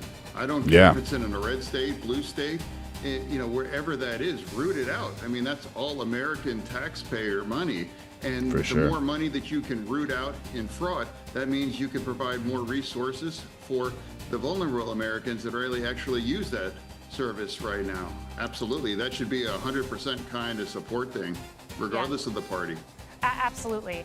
Another thing that is befuddling me, really, is I was reading this Punchbowl article, and it's about Democrats, some congressional, many of whom probably would love to be a senator rather than a congressman, coming around and not saying whether they will support you in your bid for re-election, potentially in 2028. But I saw this Pew poll, and it was in a great article written about you by Celine Zito in the Washington Post. And this Pew poll said that 67... Lone Wolf and Cub jumping in on the chat saying, why aren't Democrats talking about the fact that the Democrat National Committee refused to return $32,000 in donations from Island Man? My, oh my, Democrats. What's the answer to that? Goodness gracious. We're going live every day of 2026. Make sure you like, subscribe, turn on those notifications, become a member if you want. Throw in some super chats. We recognize those first. And it helps the channel. And we're developing the best community on YouTube over here, as you can see. Percent of Republicans, 72% of Democrats said that their parties should be accepting of members who agree with the other side on some issues. So I'm wondering if you see a disconnect between maybe Democrat elected officials and what Democrat voters are actually saying. You as a maverick who really just calls the shots as you see them. Well, I mean, for example, I'm going to follow what I think is the moral clarity, or that's the right side of history. Upcoming week, there's going to be about 60 days for Epic Fury. I'll remain to be the only Democrat to fully support this. Now, I know that it's very, very toxic as a Democrat to support that, because that's also married to Trump. That's a double stack of very difficult as a Democrat to support it. I've seen the polls. It's about 4% of Democrats support that, but I'm proud to support what's the right thing. And that's where I'm going to remain. I'm going to tell my constituents in Pennsylvania that, hey, I am a Democrat, but I think that doesn't mean that the other side is always wrong, or that they're terrible people, or they're trying to destroy our democracy, because they're your neighbors, they're your friends, they're your family members as well too. So that's where I'm at. I would rather be truthful and be on the right side, especially something like Iran and Israel.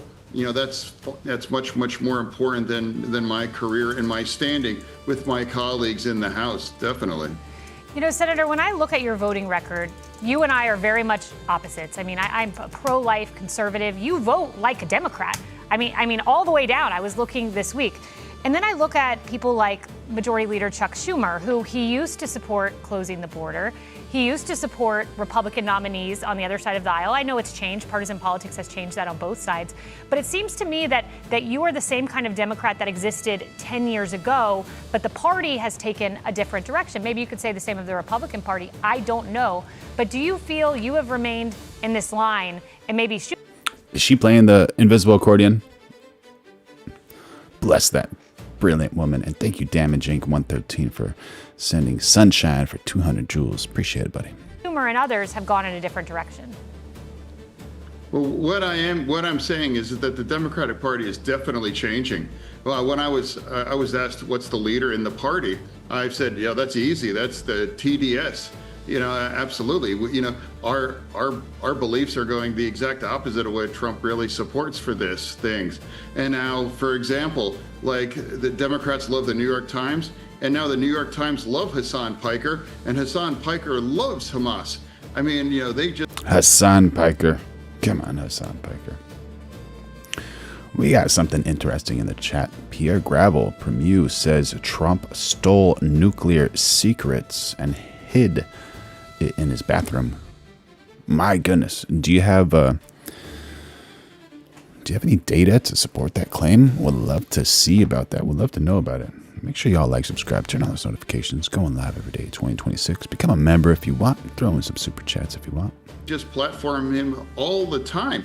And now they're celebrating, shoplifting, and even here saying, well, maybe they have a point to gun innocent COOs down in cold blood. So that's kinds of the parts of bizarre mutation and beliefs within my party.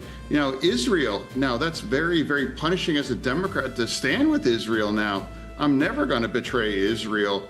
80% of Democrats view Israel in a negative light. So that's that, for me, the problem isn't with me. I think the problem is with me that part of the party's just turning their back on the moral clarities. When I look back in your big 2022 victory, I was looking at some of the numbers. I mean, you absolutely smoked through the primary. I believe you won by 30%. It was an enormous victory. Then you move forward to the general. You win that. Democrats have this big pickup in Pennsylvania. They haven't had much success in the Senate after your election from 2022 on. But as we approach the midterms, has anyone come to you, the DNC, anyone saying, like, how do we fix this? How do we recreate what you've done? Or is TDS just that controlling of an ideology? All I know is I can be just one voice and be a voice of reason and standing with the things that all Democrats should, like secure a border, deport all the criminals, stand with Israel, critical ally. And now remind everybody, every single Democrat has said, Iran can never have a nuclear bomb. Here we are now, we're at the cusp. Why are we able to just walk away from that? A lot of Democrats, that could be a win for Netanyahu or Trump. So I'm proud to be on the right side. And now I know that's very, very, very toxic as a Democrat to do that. That shouldn't have been toxic for a Democrat. In fact, that used to be a lot of things that our Democrats happen to believe. Yeah, I think you have a key attribute in politics that is hard to find. It's authenticity. Authenticity. So you got Dr. Oz pushing to clean up Medicaid fraud, saying governors have 10 days to act. And then you have Fetterman, Democrat, saying, yeah, that's actually a good thing. That right there, that's pretty rare, right? You're not seeing like left versus right. It's taxpayer money versus fraud. And Fetterman basically saying, I don't care what party you are. Stop wasting money meant for vulnerable people, right? So why does something this obvious, stop fraud, even need to be political? Imagine arguing for fraud, right? Like, no. Let's keep the scams. That's part of the budget. Oh, man. I guess you could type a fix it if you think this should be bipartisan, or type politics if you think everything gets turned into a fight anyway. And if you've got a strong take, super chat it. I'll break it down live, members. I'm reading you first.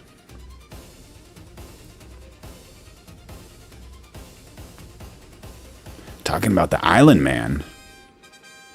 Island Man survivors hold a Virgil. Today marks 1 year since the death of one of the most prominent survivors of Jeffrey Epstein's abuse. Members of Virginia Giuffre's family and other survivors.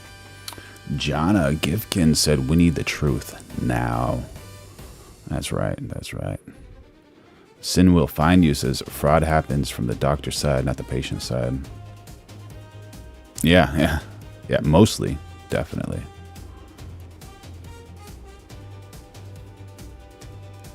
J-Spot says, I knew Oz was cooked when he referred to Wegmans grocery store as Wagner's.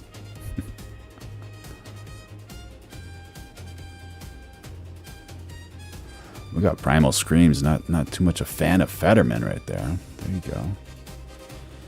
Giving that reaction like when you drink too much alcohol. Praying to the porcelain. Hopefully no one ever has to pray to the porcelain. My goodness. Stomach aches and headaches. Survivors of Epstein gathered in Washington, D.C. to remember her, celebrate her life, and share their messages of hope. Today we honored her not just by remembering how she left this world, but by remembering how she lived in it. Yes. In the stories we tell, in the love we share, in the strength we carry forward, she is still with us. Nick Simonetti says, what do you mean it would be crazy to see someone argue to keep fraud going? Look at Minnesota and it's reps. There you go.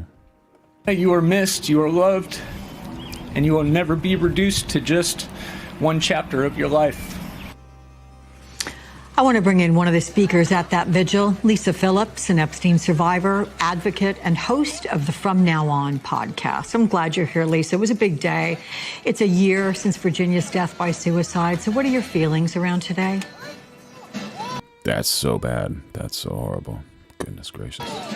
Thank you so much for having me, Alex. It's been so wonderful today sharing this memorial with Virginia's family. Their speeches were beautiful. My survivor sisters that are here, we are all here in the courage and bravery of Virginia. There you go. Waffle Jackson jumping on the chat saying, I don't think many of us cried about ICE deporting little touchers, so no P3D shilling here. For coming forward, and you know, she's just been our guiding light through the past 9 months, speaking out in Capitol Hill and pushing for the Transparency Act. So this just means so much to us to be here. And in fact, to your point, I mean, she was one of the very first to speak out publicly about Jeffrey Epstein and all the abuse that he inflicted. So tell a little bit more about what Virginia meant to you and to others in the survivor community. Well, we all have different stories, but they're all entangled in this web of Jeffrey Epstein and Ghislaine Maxwell's orbit. When I first heard Virginia speak out in 2019, I didn't want to come forward with my personal story yet. It took me a couple years to get there. But what I wanted to do was support her story. And the individuals that she was speaking about, I knew that I had seen her on the island, or I thought I had. So I reached out to one of the other survivor sisters who introduced me to Virginia. And I had Victor Rohn dropping some knowledge in the chat, sharing with us, saying, Democrats and Republicans are the same, not for the people. a few phone conversations with her when she was in Australia and I was in Los Angeles. And we had a bond because I always wanted to support what she was saying because I believed her and I knew that what she was saying was true. And we share another abuser that I've never come forward about. And so I just wanted to be there to support her. That's really how it all started. It wasn't until several years later where I started speaking out about my story. Wow. What influence then she had for you and strength. Oh, USMC War Guy. How you doing, buddy? Good to see you. Good morning. Hopefully you have an amazing day. That she helped give you, I'm sure. Is that what you talked about in your message today? We're bringing it. No. I didn't get into all that. I was only speaking about the courage that she had to come forward and how all of us survivor sisters and many survivors that are watching feel empowered by her story and by her bravery. And when you have someone like that, a lot of times it takes the first person to come forward. And because she did that is the reason why so many others have come forward. You know, one thing I saw, Lisa Rubin was covering this vigil, and she came on and she showed us the back. Susanna jumping in on the chat saying, I would have said, well, for one thing, she did not commit extinguishment. My goodness. Of a card that seemed to be dispersed among the crowd. You know how we typically will say rest in peace and mean it? I love that on the back of that card it says rest in power. And I think you're very much echoing that sentiment, and that's what a lot of people are saying today about Virginia. Let me look ahead and talk with you about King Charles, who, as you know, is coming to the U.S. for a state visit on Monday. Reportedly will not meet with Epstein survivors following a request to do so from Congressman Ro Khanna and Virginia's brother, whom we just heard from. The King's brother, Andrew, was, of course, accused of sexually abusing Virginia. So what's your reaction to that? Yes, I understand that King Charles cannot meet with the survivors. I do understand this. But what King Charles can do in the UK is to support a public inquiry. So I do know I've met with MP Edward Davey recently in the UK last week with the support of Ivana Bocik from the Labour Party in Ireland. And we had a meeting with the MPs, and I do know they are pushing for a public inquiry in the United Kingdom. And I do believe King Charles can support a public inquiry, and that the Prime Minister, he has the ability to push one just like that. He has the power to do so. And good morning, AJ Metzger. in doing a public inquiry, it's the next step where we can take a look at the people involved in the UK and hopefully hold them accountable. Can I ask you quickly about your response to word that there's a talk, at least, of a pardon for Ghislaine Maxwell, potentially? Well, that's the whole purpose of the public inquiry, because if Ghislaine Maxwell's pardoned, then she's a free woman. And she hasn't yet had any criminal charges in the UK. And without a public inquiry that has to happen timely, she'll be a free woman. And that's not okay for the survivors, because she also was one of the main people who was a...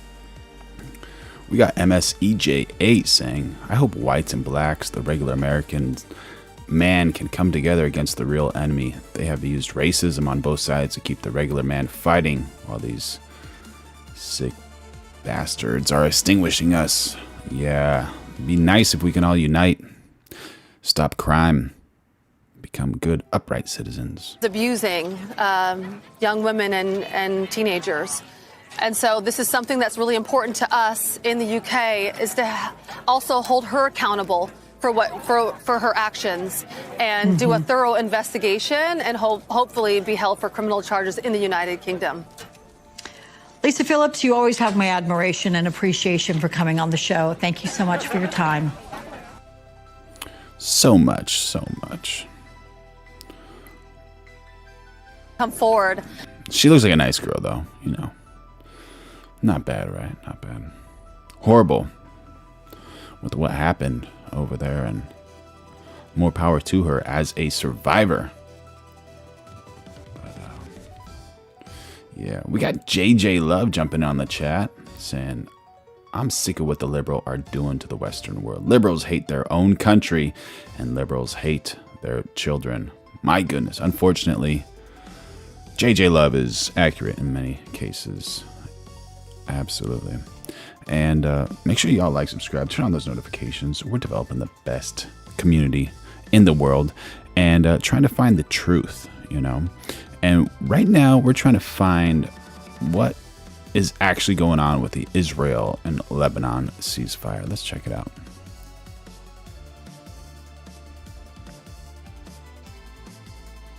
As the U.S.-Iran ceasefire continues, a ceasefire on another front has now been extended. President Trump announced Israel and Lebanon agreed to extend their ceasefire for 3 weeks, but the Iranian-backed Hezbollah group says it rejects the ceasefire, accusing Israel of breaking it.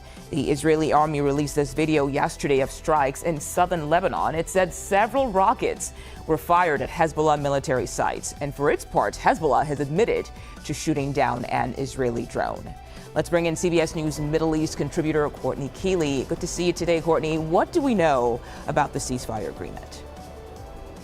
Well, I think the really words to use about the ceasefire is partial or fragile. Now, it has been extended 10 days, but the way that really applies, according to sources I've spoken to, is it really applies to not bombing Beirut. Now, we saw that in early April, and then the ceasefire take place. But the south of Lebanon is really an active military zone. The Israelis are inside, and Hezbollah is firing because they want them out and back on the side of Israel across that border. But Israel is saying they're going to create this so-called buffer zone. It's what they call it. The Lebanese and Hezbollah as well call it occupation. And they're moving in different ways than the way they used to. Now, in 2000, they left. The Israelis left after 18 years of saying they had to reinforce this buffer zone to keep anyone firing on residents of northern Israel. And now they want to reinforce it to get Hezbollah disarmed and Hezbollah no longer taking control of that territory. But how you do that and who's going to be part of it is the big problem. Yeah.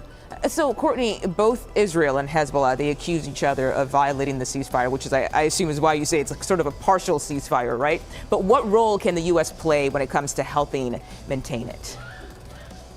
Well, the U.S. role has been to reach out to the Lebanese government and make sure the Lebanese government is speaking on its own and not in any way related to Hezbollah. The power broker behind Hezbollah, they sit in Tehran, and that will be worked out as part of any U.S.-Iran talks. But keeping the peace and also having Israelis and Lebanese speak together, indirectly or directly, the way it's been going on in Washington is a first since the inception of the State of Israel. Lebanon and Israel have been at war technically this whole time, and they don't really speak face to face. In fact, it's always been illegal for Lebanese, even abroad, to speak to Israelis. Now they're speaking.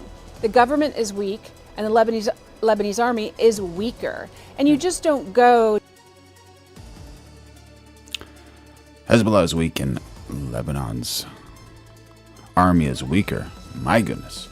We got USMC War coming in on the chat saying, what we know is what they tell us is a complete lie. There's no ceasefire going on, otherwise there would be 0 attacks. They're still talking about bombing Hezbollah. Yeah. And it seems like with these ceasefires, it's just they negotiate them just to have like some time to like rest and plan. But my goodness, my goodness. What about peace? How can we find peace? That's the goal over here. Go to a guerrilla warfare, asymmetrical warfare type of militia and say, give me your weapons, because they use all sorts of different terrorist tactics outside, inside the country, and different arms. So that takes a long time, and that's where you'll see, the rubber meet the road, so to speak, where how long is the commitment and how long will this take? Because it has to be a long-term commitment, and there has to be more negotiations. Yeah. Courtney Keeley, as always, thank you so much for your insight. Yeah.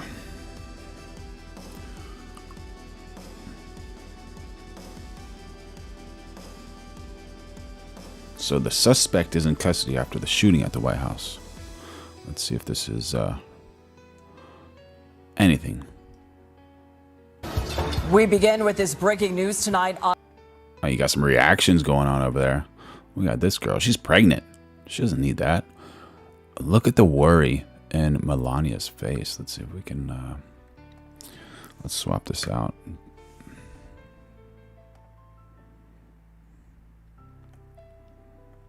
Melania looks worried. They look worried. This looks like it's a real situation happening right here, right?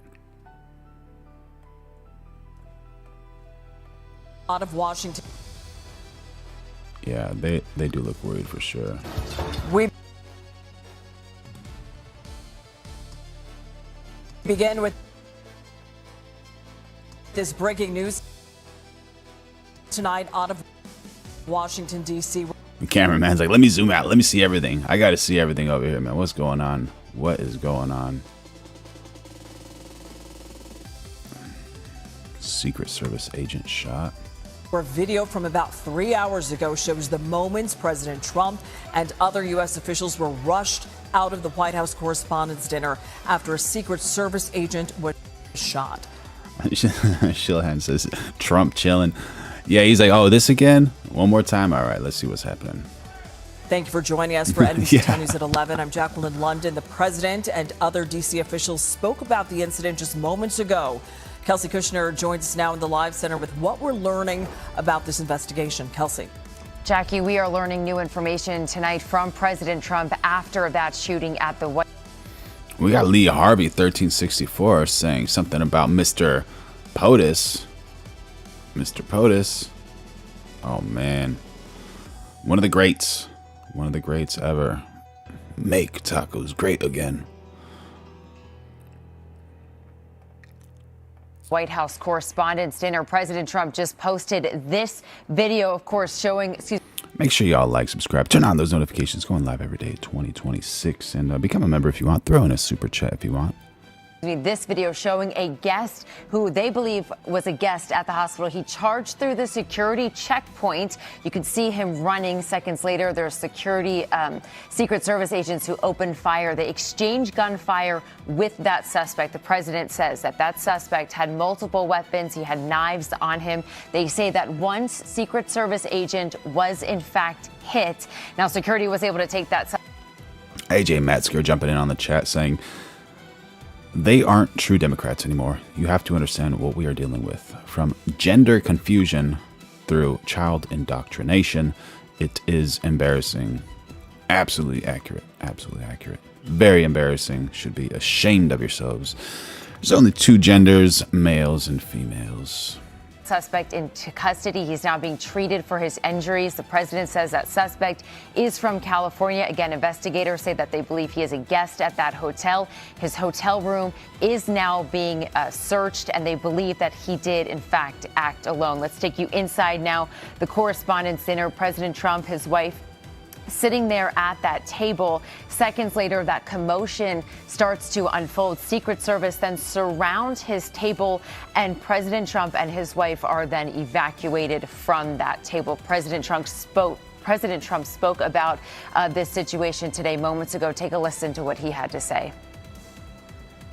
Everyone owes a tremendous debt of gratitude to the courage of law enforcement, the law enforcement, and working with the D.C. police, and just spoke with the mayor. And when we're finished, the police chief is going to take over and discuss it also from their viewpoint. But they also performed exactly as they were supposed to. And you see the attacker in different positions, but you also see the attacker totally subdued and under control. Now, these photos were just released of that suspect.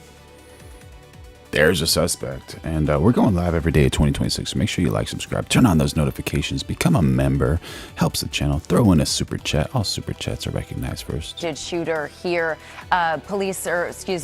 Security were able to take him into custody pretty quickly. He was apprehended there at that scene. Now, Secret Service did say that that member who was shot was wearing a bulletproof vest. He is expected to be okay. According to the president, he says that member is. Thank the Lord for bulletproof vests. In high spirits. That suspect now, though, is facing multiple charges. He is scheduled to be arraigned on Monday. Jackie. Kelsey, thank you. Our sister station in Washington, D.C. is also on top of this shooting investigation. NBC's Dominic Moody has more from the area near the hotel where the White House Correspondents' dinner was taking place. Yes, that shooting happened a little bit earlier this evening. We can tell you that through the last couple of minutes and through the last couple of hours, we have seen many people who were inside of the ballroom at the time of the shooting pouring out into the streets. Now, this is the latest information that we can tell you at this moment. So we know that there was a shooter that was taken into custody, and we also know that there was at least one Secret Service agent that was injured, but he is expected to be okay. Of course, we heard from President Trump talk about what this situation meant to those those a part of his administration, and as well as some of the correspondents who were inside. And so what we can tell you is that through a lot of the people that were coming out from that correspondence dinner, they talked about just how traumatic it was and how a lot of them, it was. We got Waffle jumping in on the chat saying it's a distraction from Democrats to make the world forget they fill the Island Man files and rig elections and fund the Triple K. My goodness. It's a chaotic situation for them, but for those who were outside, they were wondering what exactly happened. And so at this moment, again, we know that there was one shooter that was taken into custody. We know that the President Trump, and we know that members of his administration, they were evacuated from inside of the. Jorge Lopez saying another fake false flag Trump assassination attempt shooting. This is ridiculous. Absolutely ridiculous. Nobody is buying this. Make sure y'all like, subscribe, turn on those notifications, going live every day of 2026, and send a super chat. Become a member. The ballroom, they are all okay. The President Trump, he said that they are in perfect condition. And we also know that right now that is the latest in the investigation. We are expected to hear from members, a part of the Metropolitan Police Department here in D.C. Juan Gomez says it's Eargate all over. To kind of give us a little bit more input and info about what all transpired inside. That is the very latest. This is Dominique Moody reporting for NBC News. What felt similar? You know, you had the First Lady with you today. What felt different? And you have another 2+ years in office. Are you concerned about something like this happening Well, I again? can't be concerned. I can only get great people. They did the job, in my opinion, a much better job than Butler. Butler had one weak spot that we all know about. Somebody should have been up there. But even Butler, we had our sniper on our side within 4.2 seconds from a distance of about 400 yards, one shot, and he was gone. And if he didn't do it, now, you know, he's David. His name was David. I say, hello, David, every time I see him. David, I like you very much, David. But think of that. Now, if he doesn't hit him, and he hit him right between the eyes from 400 yards without any notice, nobody knew. He heard a sound. He looked over, and there was actually a tree that was somewhat in his way. You know the story very well. And he aimed, he fired, and if he didn't do that, beyond me, you would have had a lot more people killed. We lost one great person and 2 people very badly hurt. They're okay now. But no, that was, so in a sense, you know, it was pretty amazing the job they did. But they did have that one weak spot. As you know, they should have had that covered. Tonight they had everything covered very quickly. And he was fast. He was running full blast, and they got him before they got any further. I was very far away. You know, he hadn't anywhere close to breach the doors of the ballroom. The ballroom was sealed, and everybody in there. That's why once those doors opened, they didn't want to. What are you guys talking in the chat about? What are you guys talking about? What? What is this? Media. Yeah. Oh, may the Lord bless and protect Donald Trump. My goodness. What a champ. To do tonight. If the doors weren't opened, we could have probably done it tonight, but I think we're much better off rescheduling. Yeah, please. Mr. President, for you and perhaps law enforcement. I can't read Lone Wolf and Cubs chat, but that one's hilarious, brother. As well. What is the level of confidence that this was a lone actor, and has the suspect made any statements to police while in custody? Yeah, I think it's just it's not my profession. We have great professionals up here and outside that have been working. Just some of the best professionals in the world. Some of the best. With us. My impression is he was a lone wolf, whack job. These are crazy people. And they have to be dealt with. We had that in the second attempt, as you know. You know, the second attempt. We got the invisible accordion happening right here. Invisible accordion with our beloved President Donald Trump. And he's spending life in prison. Because if you let him out, they'll probably, if he serves 10 years or 15 years, you let him out, he'll probably try it again with somebody else. They're sick people. We have a lot of sick people. But Barry, did you put it here, or did you add? Where'd you add the comment? you're going to know, I think very shortly, you're going to know, Todd, a lot about him. You're going to know a lot about him. Yeah, a couple of more. Yeah, please, go ahead. Are you concerned about political violence? This could be politically motivated. All violence. I'm concerned about everything. Look, but I can't be so concerned that you can't function. No, I'm here. It's a dangerous profession. I tell the story, race car drivers, I think it's very dangerous. So you take 1% and then take about 10% of 1%, just to break it down very easily, they die. So much less than 1%, 10% of 1%. I think bull riding is very dangerous. If you take about the same, 10% of 1%, much less than 1%. But if you take presidents, it's 5.8%. And about 8% are shot at. So nobody told me this was such a dangerous profession. If Marco would have told me, maybe I wouldn't have run. Maybe I would have said, I'll take a pass. No, it's a dangerous profession, but I don't view it that way. Look, I'm here to do a job. It's part of the job. It is a dangerous, I can't imagine that there's any profession that's more dangerous. But I love the country, and I'm very proud. I'm very proud of the job we've done. You see what's happened. We have a great country. We've got, I think, the most successful, the hottest country anywhere in the world. This happened over a period of just a year, and we're going to do great things. But with that come risks. There's no question about it. Yeah. To that end, there's been so much political violence, not just aimed at yourself, but at other members of Congress, state house speakers, you name it. Is that just the cost of doing business to do politics in America anymore? Yeah, well, what does that say about our country? Too. We're not the only country. You look at this great violence with all countries. I was talking to somebody from another country today, and they have numerous assassinations of political figures. Horrible. Cannot try to assassinate the POTUS. We're going live every day at 2026, so make sure you like, subscribe, turn on those notifications, become a member, throw in a super chat if you want. All over the world. You look at South America, it's like some of the numbers are just horrific. It's dangerous. It's dangerous stuff, whether it's here or someplace else. No country is immune. No country. Good question. At this point?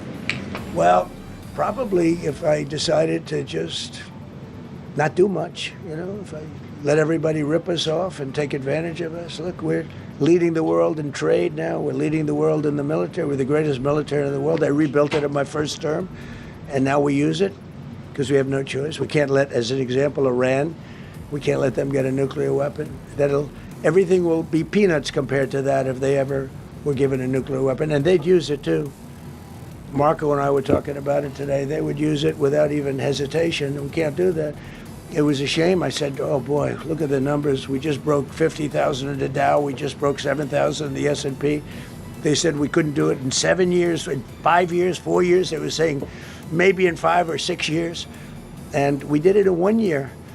And I called everybody together. I called all of these people and others, and I said, we have to take a little journey. I see to do this. We just had the great number. We just broke 50,000. Wasn't supposed to happen during my term. Wasn't reachable. Did it in 1 year, and I said, we're going to have to make a journey to Iran. They're going to have a nuclear weapon if we don't do it. We had the B-2 bombers take them out. I terminated in the first term the Obama agreement, the Iran nuclear agreement, which was a disaster. That was a road to a nuclear weapon. They would have used it. They would have used it 100%. So, when you do things like that, you become a target. If I wasn't doing that, I guess I'd be a lot less of a target. But I'm honored to be. Okay, one more question. Go ahead. Yeah, go ahead. Thank you, President Trump. Thank you, President Trump. Do you know how the gun was brought into the hotel? And also, how does this event impact you as the leader of our country? Do you think it will change your I leadership? like not to think about it. I lead a pretty normal life, considering it's a dangerous life. I think I handle it as well as it can be handled. I think a lot of other people you read stories where they become basket cases, to be honest with you. I'm not a basket case. I really take it as it is. I do it for the country. I'm not doing it for any other reason. I have a first lady who's doing a terrific job. She loves the country, and she recognizes it better than anybody. She's told me numerous times, she said, you are in a dangerous job. But that goes along with her, too. I mean, it's dangerous for her, too. We sat there tonight, we heard that noise, and it was either a tray or a bullet. I was hoping it was a tray, but it wasn't. And again, we had some very brave people doing a great job, so we're very proud of them and happy with them. I just want to thank everybody. Just want to thank Dan Storm 3 for their support, saying, when my Humvee got hit by an Iranian-made and deployed EFP in Iraq, we basically had no injuries because of the armor plating. 600 others died from them, but our sergeant was nicked in ear and it bled a lot. Thank you for your service, buddy. We love our troops. Support our troops. And someone in the chat said, what would we want to protect Donald Trump for? The reason being because every single soul is important. And extinguishing someone is not good. And the argument was made that he's extinguishing a lot of people with these wars. I'm not saying that's right. It'd be ideal if we didn't have any wars. That's absolutely 100% true. And yeah, we're going live every day at 2026. So make sure you like, subscribe, turn on those notifications, and we're developing the best community over here, as you can tell in the chat. They will be able to give you all that information as to the names and everything else. I think we released the names already. Most of you would have it, but his name. We appreciate. Oh, we got Icarus Glass dropping $2 US in the chat, saying, sorry, the chat being really mean to you and Barry. Exempli gratia. No worries, brother. No worries. We're proponents of freedom of speech, and thank you so much. And since we're here, this is what happens whenever you drop a super chat. Veronica, come tell Icarus Glass that you love him. Thank you for your support. I love you. Wishing you and your family the best. There you go. Veronica loves you. Everybody loves you. Thank you so much. Everybody hype up Icarus Glass for helping keep the channel alive. Thank you for your support. I love you. Wishing you and your family. Oh, Veronica. Appreciate it. I see so many tuxedos and beautiful dresses. It was a little different evening than we thought, but we're going to do it again, and we have a great chairman who we're so proud of, and we have to make it better. We'll make it safer, I guess, right? But we're going to make it even better. Okay, thank you very much. Thank you. President Trump, can we hear from her about how impactful this was? Can we hear from her about... Well, honey, would you want to say something? Okay. Huh? One in the back, sir. Right. Millions of people across the globe, in fact, are watching you. You demonstrated courageous leadership, and thank God you're alive. All of us are alive today. What is the message that you want to give to the world that this should change? What corrective measures can we take from here on? Well, all you can do, look, I don't care how many people you have, how good they are. They can be the greatest people. You have the greatest security in history. If you have a whack job who's got a brain, but it's a little bit distorted or a lot distorted, they can make trouble. I would say, Pete, right? They can make trouble. Some of these people are of genius level. All right, we got Tucker Carlson saying this would be a disaster. This would be a disaster. My goodness. Let's see what's happening. We're in an unstable situation that could become a world war. The world economy is reeling. The Strait of Hormuz is closed. Trump and Netanyahu might say we have to return to massive bombing, this time even more. The Iranians will strike back very hard. The entire Gulf region is exposed, as is Israel, in fact. The anti-missile defenses are depleted. Trump could say we're not going to go to disaster. We just pull back. That's the right answer. If he says instead we're going to attack, I believe we will see a different world 4 weeks from now. We are at that fork in the road. How close are we to peace, y'all? How close? All of this just looks so damaging and so fearful. Look at all these things. But you got to remember, the Lord is in control. And it's just a situation that we're in. And with every situation, it's an obstacle. And, we can either dread overcoming the obstacle or enjoy the process of overcoming that obstacle. And no reason not to enjoy it. Might as well enjoy it. You can be an atheist, you can be an agnostic, I can be a Christian, he can be a Jew, he can be an LDS, Muslim, no problem. We can coexist here. You can do that in Israel. Patrick Trump. Anyone can do that in Israel? Oh, Patrick. Tries to use a classic distraction technique, but watch how Dan Bilzerian refuses. The Hama 10 says it's all organized chaos. They'll never allow peace, just enough to keep us fearful, but safe. Yeah. Also, fear sells, that. And who knows? Maybe it's not as bad as people are making it look, but with social media now, some people are like, no, it's actually pretty bad. It's pretty bad. With all those little chat routes, like the personal group chats that they have going on, showing all the horrible things happening in the war. Yeah. Is to take the bait, forcing him to change the subject. You can do that. Not really. They're operating apartheid right now. Everybody's not living equally. Not at the level of Iran. Not at the level of what Iran is doing. In Iran, if you're thinking what Israel is doing out of control, do you know how much money Khamenei's families made? Do you know how much money they have 200? I've never been to Iran, but I've been to Dubai, I've been to Saudi, I've been to UAE. So and they're all Muslim. They seem to be operating fine. I would say Iran's slightly different than. But go back to it. So okay. Dan Bilzerian has some very, very good points there. I think you're conflating Jews, American Jews, with the actions of not Israel, but the actions of the government of Israel, which is Netanyahu. It's bigger than just Netanyahu. I don't want to see people just put the blame on him. It's Israel as a society. It's not all Jews. It's Israel and this society. They are the ones committing a genocide. It's not just Netanyahu. The whole place is evil. You got to be careful and not just say it's all Netanyahu's fault, because the people that move there and kick people out of their homes, they're all Israelis. It's not just one person. That's a very strong point. The ones that are kicking them out of their homes. And then we covered it in the stream, I think 2 or 3 nights ago, where they're grabbing a bunch of people from New Jersey and sending them to these new Israeli houses and sites where they're taking land from what was formerly known as Palestine, which is a little wild. But, I think that's allegedly what's happening. We don't know the truth until we see it with our own eyes. That's responsible. No fuel, no oil, no money, no nothing. They lived without Venezuela. They couldn't have made it. And we cut them off from everything else. So, they're going to make either a deal or we'll do it just as easy anyway. Yeah. Please, go ahead.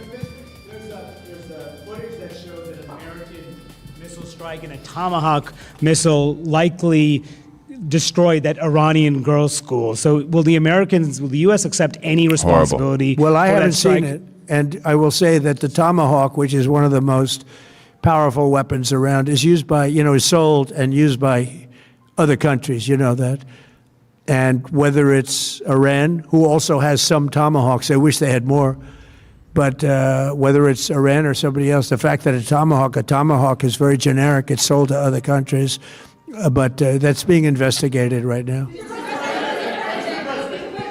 Yeah, please. Thank you. Mr. Choppy Media, thank you for jumping in on the chat, saying, how many lives do you have going on right now? I have 2, one vertical and one horizontal, so people can see it on their desktops.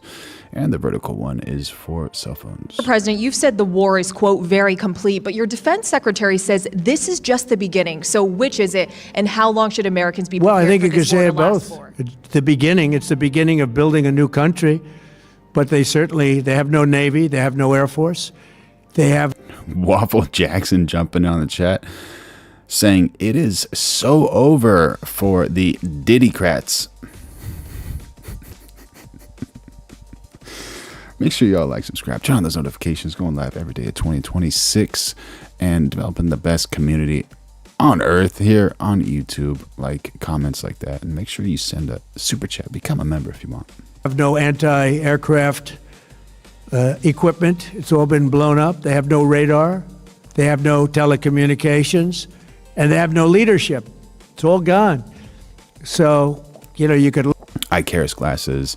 No, they don't. Only 3 nations have Tomahawks: Japan, the Royal Navy, and the USA. Look at that statement. We could call it a tremendous success right now as we leave here. I could call it, or we could go further, and we're going to go further. But the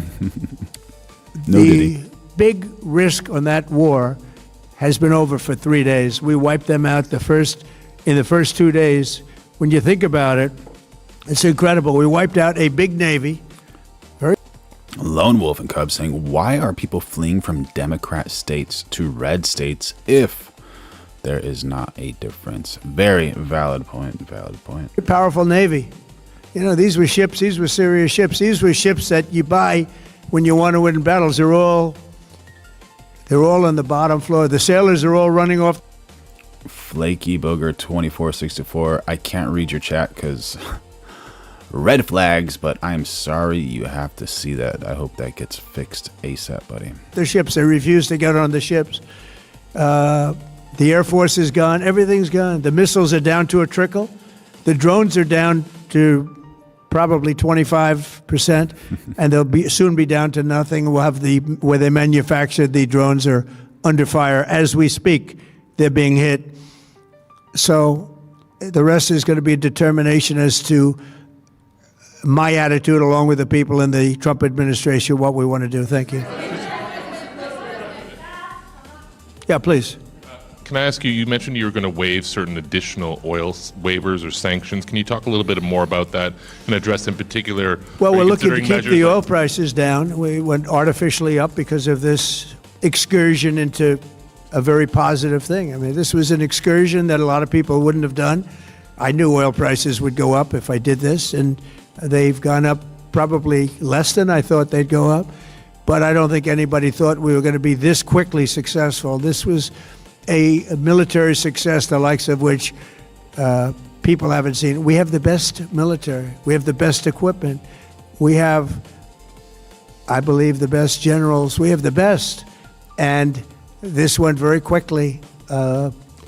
We talked about that with President Putin. He was very impressed with what he saw because nobody's ever seen anything quite like it. Iran was a very powerful military country with all of the missiles. Now, someone in the chat said something about the reason they had to hit so many schools and injure innocent people, which is absolutely sad, absolutely wrong. But this might give you a little idea of what this person knows. This is Elon Musk's ex-girlfriend. Her name is Grimes. And if you listen to what she says, she might know something. Overall, I think there's quite a bit of abdication of responsibility around what are we going to do as people's jobs start being taken fairly aggressively. Luckily, there's a massive population drop coming, so... Massive population drop coming? And this is from a few months ago. Maybe everything is just fate and it's going to work out okay. But I feel like we might get very, very, very good AI across every pillar of art before there aren't any more people to make art. Dude.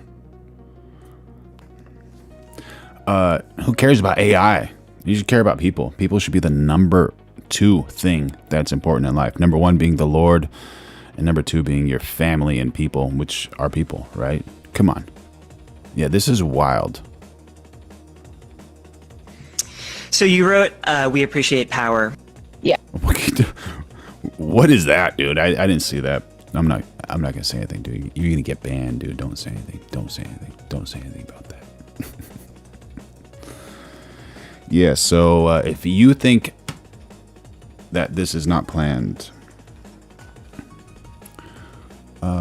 allegedly you might be correct. And if you think that this White House thing was not planned, allegedly you might be correct. But I have no idea. But I'm not advocating for anyone to be in pain. You had the double attack. You had the original attack with us in Israel, and that knocked them for a loop. Then you had the B-2 bombers, which took out their nuclear capability, and they would have had a nuclear weapon within 2 weeks to 4 weeks. And they would have used it long before this press conference. And we might have had a much different press conference if we had a press conference at all. But it's been amazing. The military success that we've had is truly unprecedented. You said you've told your congressional. Did Bono dropping in on the chat saying the party of pregnant men are finished? Colleagues, that you will not sign any piece of legislation until the Save America Act is passed. Does that include the confirmation of Senator Mullen as your next DHS secretary? Does that mean a DHS funding bill? Bro, JJ Love says AI is biased towards the liberals. Despicable. Hugely, horribly towards the liberals. And it's wild how much it hallucinates and does bad things and tries to indoctrinate as well. Goodness gracious. And Senator Thune said today, it's not a matter of whether or not your Republican colleagues agree with the policy. It's about changing the process. In other words, getting rid of the filibuster to get there. So in order to get it, you're going to need Democrat votes. And what we're saying is the Save America, not the SAVE Act, which nobody knew what it was, the Save America Act. The Save America Act. Say, Jay, bow. We got a Trump lover. You know what? But Trump is married. I don't know if he'd want to do that. But make sure y'all like, subscribe, turn on those notifications. Going live every day of 2026. Become a member. Throw in a super chat. And that's voter ID. We want voter ID. When a voter, we want to be able to see a picture of the voter. We want to be able to see that the voter is legitimate. We want, very importantly, confirmation that this voter is a citizen of the United States of America, and we want no mail-in ballot scams. So we have exceptions for the military, for sick, for disabled, and for people that are away, business trips or whatever. Even vacations will be very liberal in that. We've added two things to it: no men in women's sports and no transgender mutilization of our children. We don't want it's mutilization of our children, and we don't want that. So we added those two things. That's the 5 points. We have 5 very good points. It polls at 86% with Democrats. For how long? Think of that. The overall vote is 86%. With Republicans, it's 98%. And the only one opposed to it is a Democrat leadership because they cheat. They want to cheat. So we added those 2 points. We're going for the gold, and we're going to have to fight like hell. Now, certain things will happen. Certain things will take place. I'm here to do a great job for the country. But we don't have a country if we're going to have elections that are so corrupt and so dishonest like we've witnessed over the last period of time. You know, as an example, virtually nobody has a system of mail-in ballots like we have. No other country in the world. France went away from it. They all went, you know why? Because it's corrupt. And Jimmy Carter, when he had a commission, frankly, I think it's probably the best thing Jimmy Carter did. He said, you can't have mail-in voting because it's inherently dishonest. And it's turned out to be totally dishonest, and we're going to fight for it.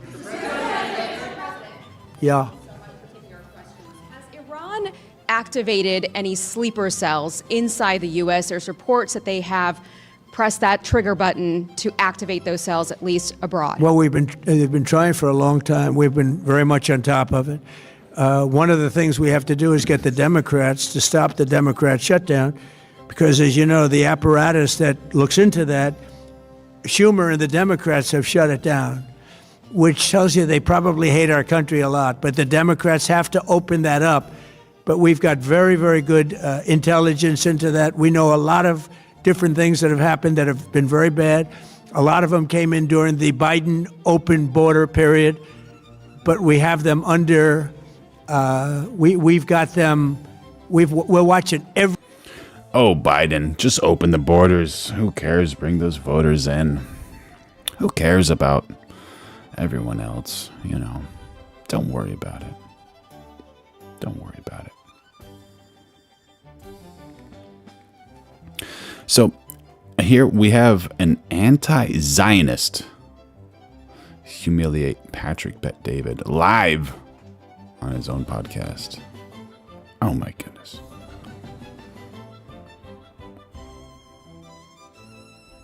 So would you say you're an atheist, agnostic, more agnostic? I've never delved really into picking or choosing a label, but I deeply respect the role that Christianity has played. Do you think the world's a better place without Israel existing? I don't know. I think the existence of Israel is something that needs to be decided by the Middle East and not the United States. The wars in the Middle East, often involving Israel, either directly or indirectly, are a huge drain of resources, of diplomatic credibility. I mean, how many countries in the world hate the United States? I think the landscape has opened up, but I don't personally support Trump. I think Trump has to do more. There's no reason except for the fact that there's so many Zionists in the American government, in lobbying groups like AIPAC, and they brag about their influence.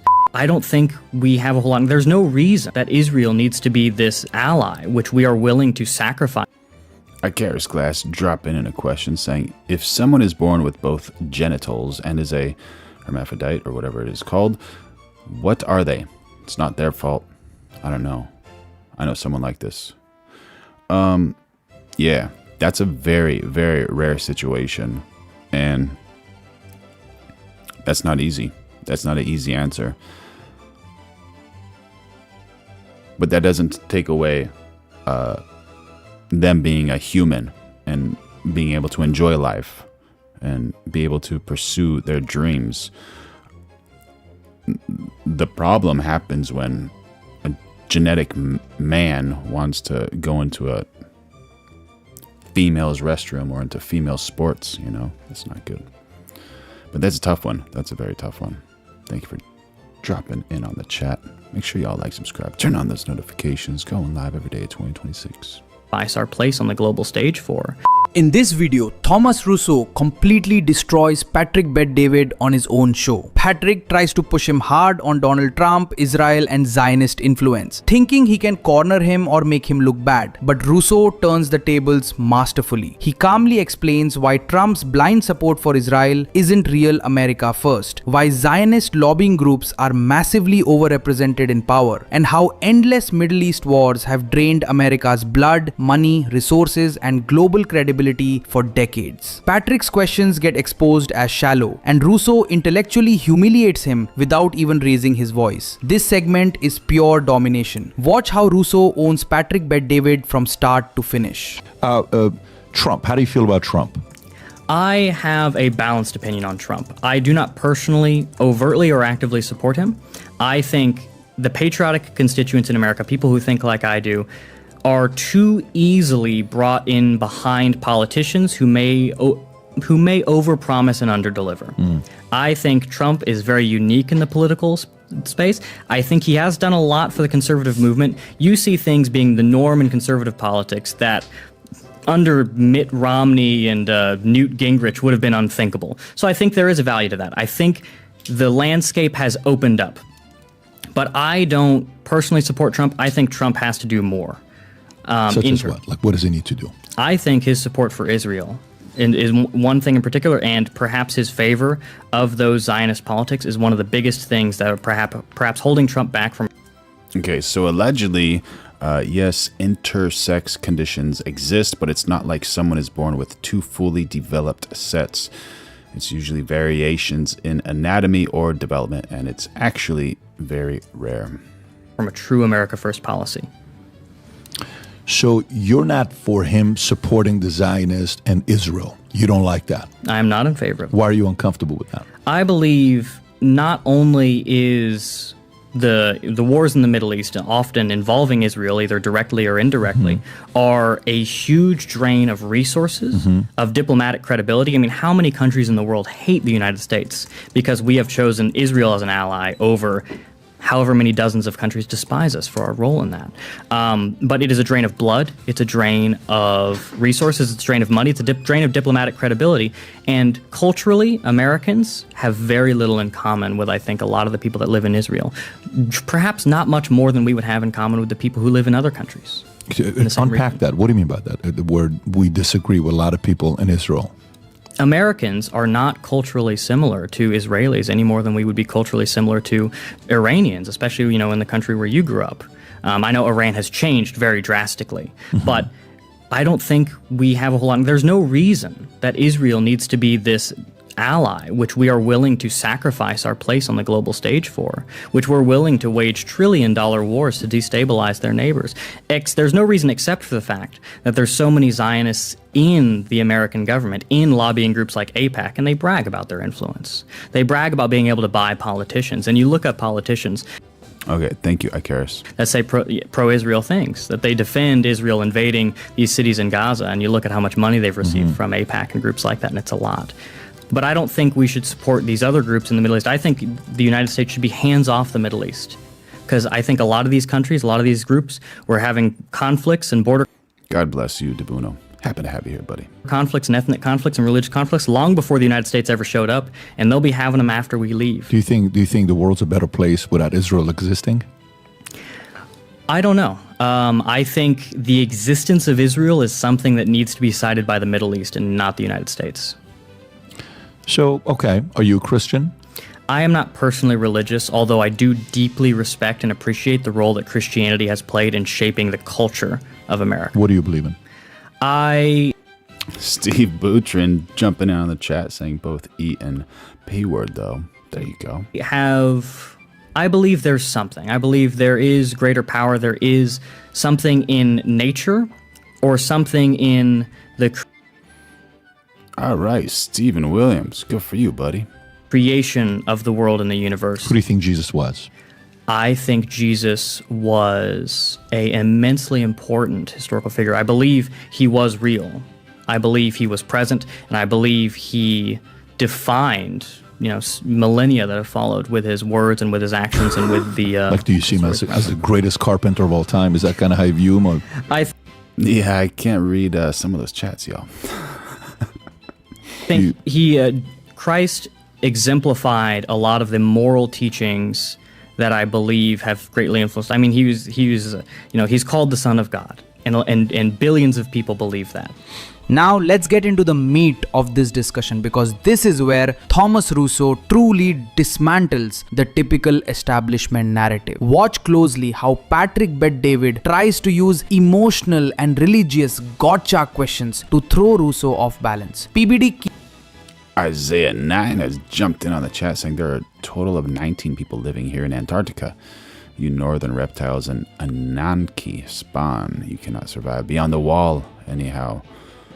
Oh, please let us know. Do you have any data to support that statement? Keeps pivoting, asking if he's a Christian, asking who he thinks Jesus was, trying to frame the argument through a lens of morality or tradition. But Russo doesn't take the bait. He stays absolutely composed. He hits PBD with a reality check that most commentators are too scared to touch: the massive drain of American blood, money, and diplomatic credibility. Russo's point about cultural similarity is a total blow. He's essentially telling PBD that being an ally shouldn't mean sacrificing America's place on the global stage or waging trillion-dollar wars for another country's borders. The most humiliating moment for PBD is when Russo calls out the elephant in the room: the influence of lobbying groups like AIPAC. While PBD tries to argue that Jerusalem is special or different. You know who this guy reminds me of? This is probably one of the funniest things I've seen, and usually these guys can't really make me laugh. And you're gonna see it and you're like, oh my gosh, dude, no way. This is way too inappropriate. I can't even. And then once you see the whole thing, you're like, okay, it makes sense. It makes a lot of sense.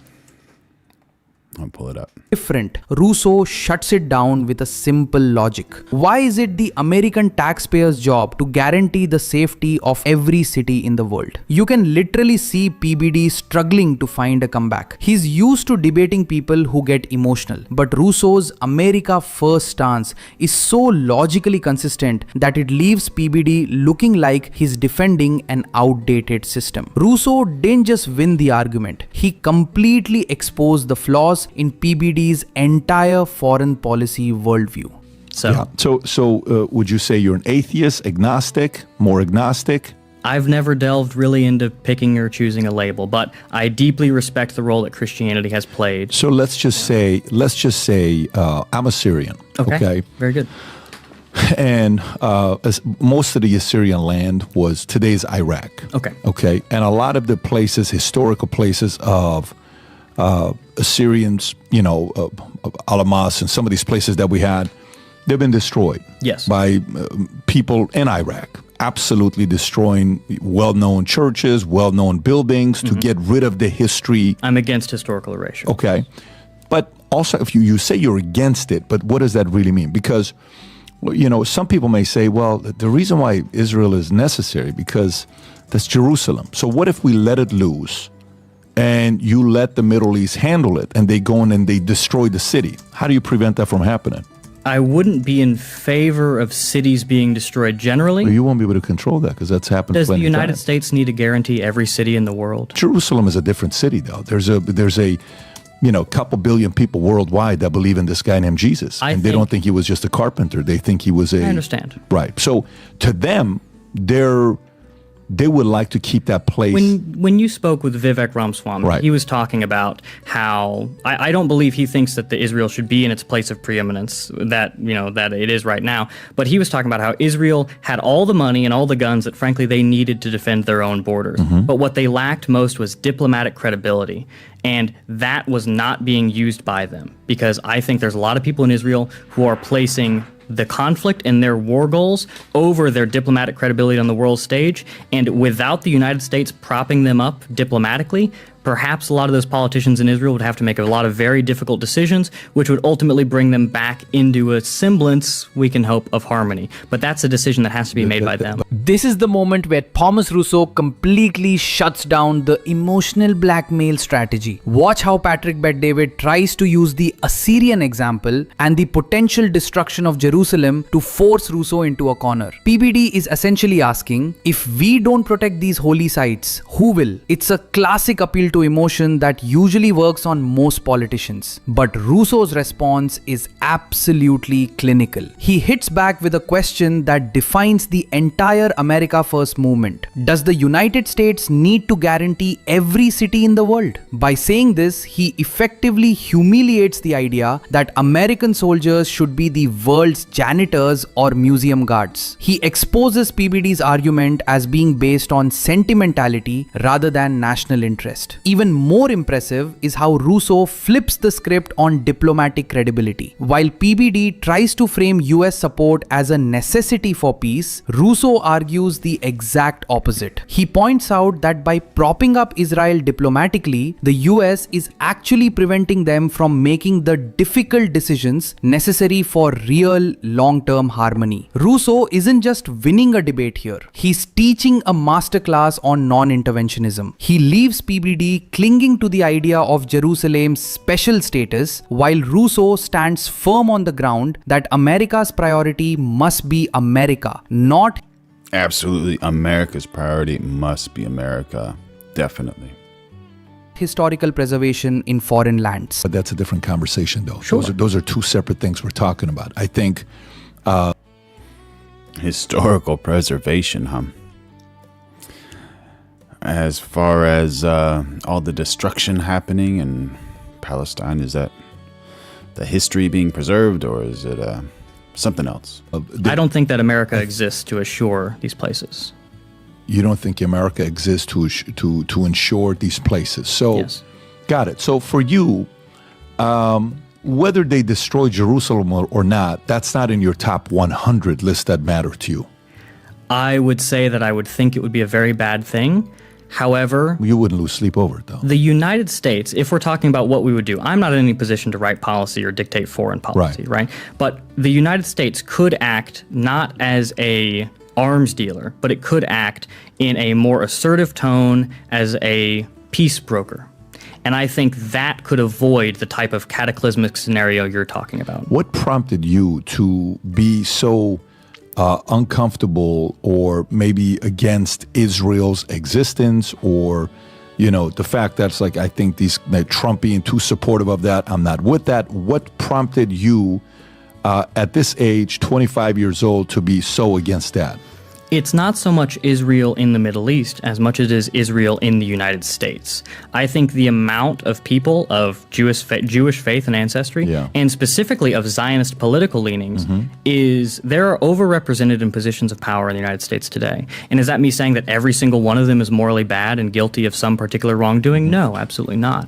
But I think it is not wrong to say that these people, you know, especially Zionists, people with these lobbying groups, are so vastly overrepresented in comparison to the amount of Jews in the Middle East or in the United States or anywhere, that we need to ask some serious questions as a country as to whether or not the influence of these, you know, political careerists is in the best or the negative interests of the United States. And if you ask me, I would say no. I think that's a very valid. No, I don't think people would dispute that. I don't think that's the concern. There's a lot of people that are probably going to be on the same page with you there on whether America's first or not. It's not about I hope so. I think that's what the case is. This is where the mask fully slips and Thomas Russo delivers a knockout blow that Patrick Bet-David simply... All right, finally found it. Are y'all ready for it? Because if y'all are not ready for it, I'm not gonna play it. I'm not gonna play it. But if y'all are ready for it, this is a wild one. This is a wild one. Yeah, we gotta play this one.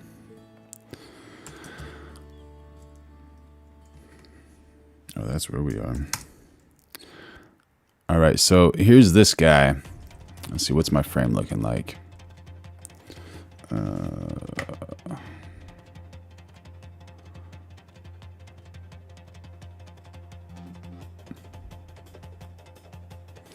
And it definitely looks like he's doing something interesting here, right? Namaste. Namaste. Strike. Salut. Namaste.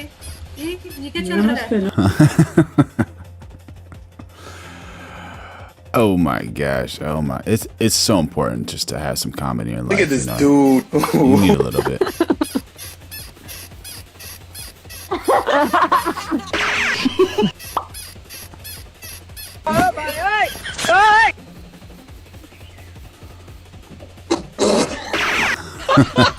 Look at this dude. Oh man, he's got some funny ones. भाई तू हिला रहा है या what? मैंने कहा इतने जोर से कौन कर?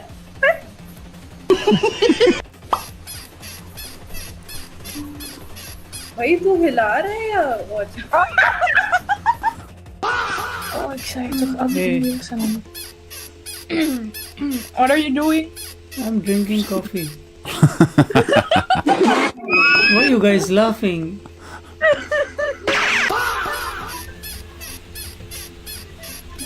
God is looking down. Let him look. Oh! Let him look.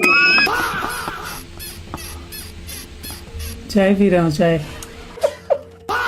Oh, excited.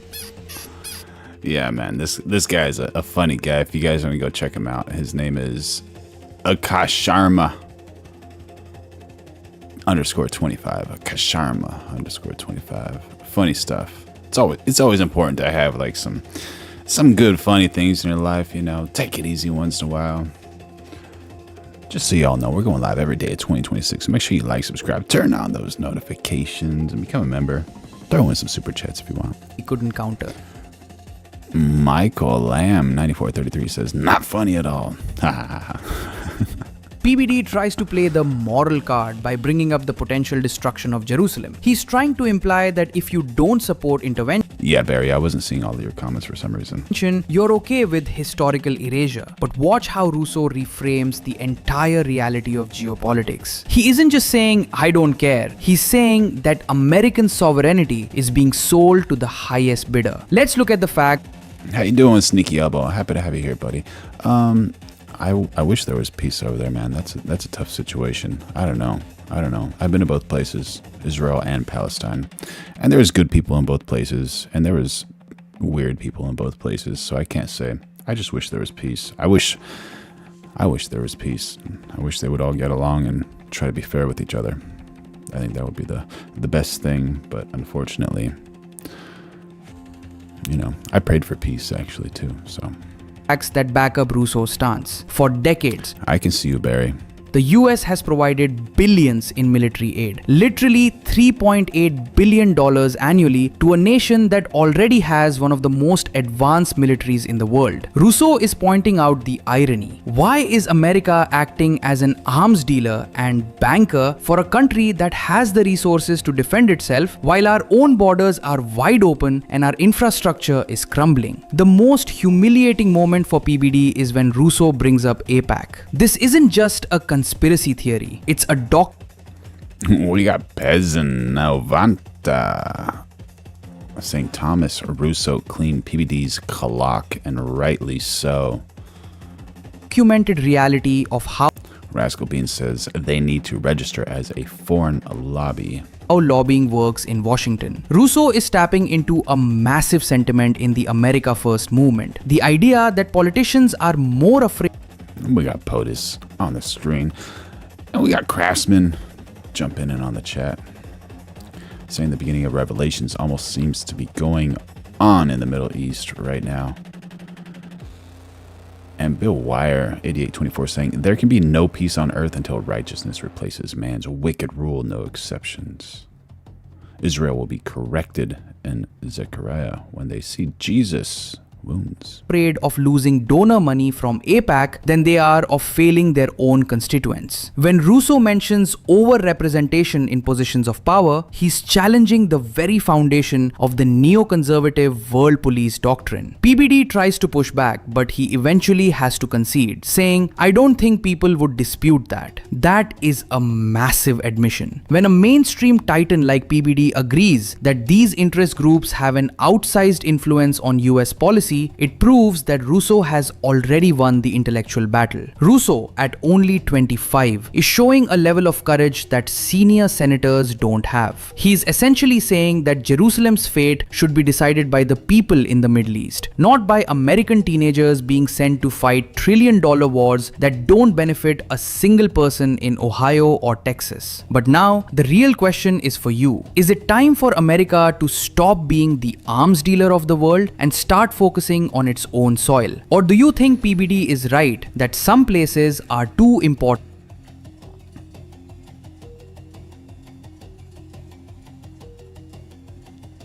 Interesting. Way interesting. That's for sure.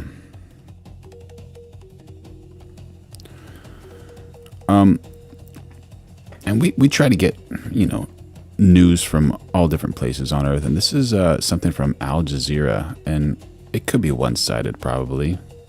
And it says how Israel targeted and extinguished Lebanese journalist Amal Khalil. Going for journalists is a big no-no, but we'll see what happened.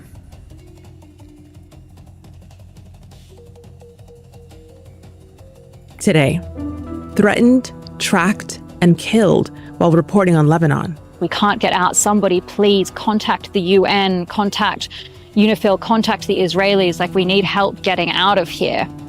That help didn't come. What actually did come was another Israeli airstrike. As another beloved journalist in Lebanon is killed by Israel, what hope is there for accountability? I'm Malika. We got Michael Lamb in the chat. What are you talking about, the Six Flags guy on camera at the Royal Court? Is there any data to back that up?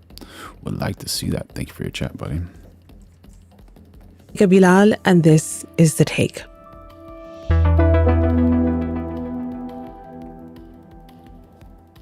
Hey everyone. Before we go on with today's show, remember to leave us a comment telling us what you think about this episode. At the moment, I've been reporting from Lebanon since the war started here. So Heidi, welcome to The Take. It's really good to have you on. You and I are speaking on Thursday, just hours after you attended the funeral for Amal Khalil, who's a journalist who was killed by an Israeli strike in South Lebanon yesterday, in the middle of what is ostensibly a 10-day ceasefire between Israel and Lebanon. So let's start with who she was, because I know she'd been a journalist in Lebanon for many years and was a recognizable face for people there.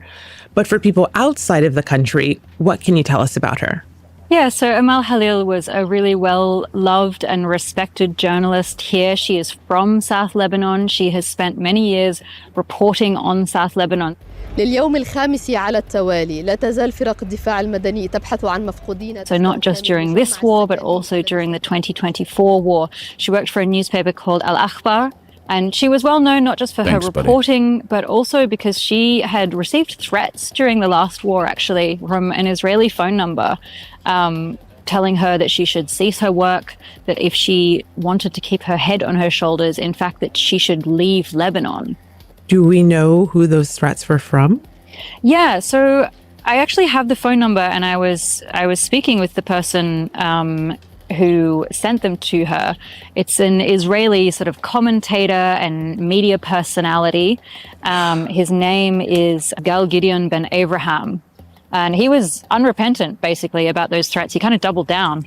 So he had been threatening her, and then she's killed in this strike while she was on location to do her job, to report with another journalist. So tell us about what happened. Heavy. What do we know? Heavy. So what we know is that Amal and her colleague Zainab, who's a freelance photojournalist who she was working and traveling with that day, they were part of a convoy of vehicles.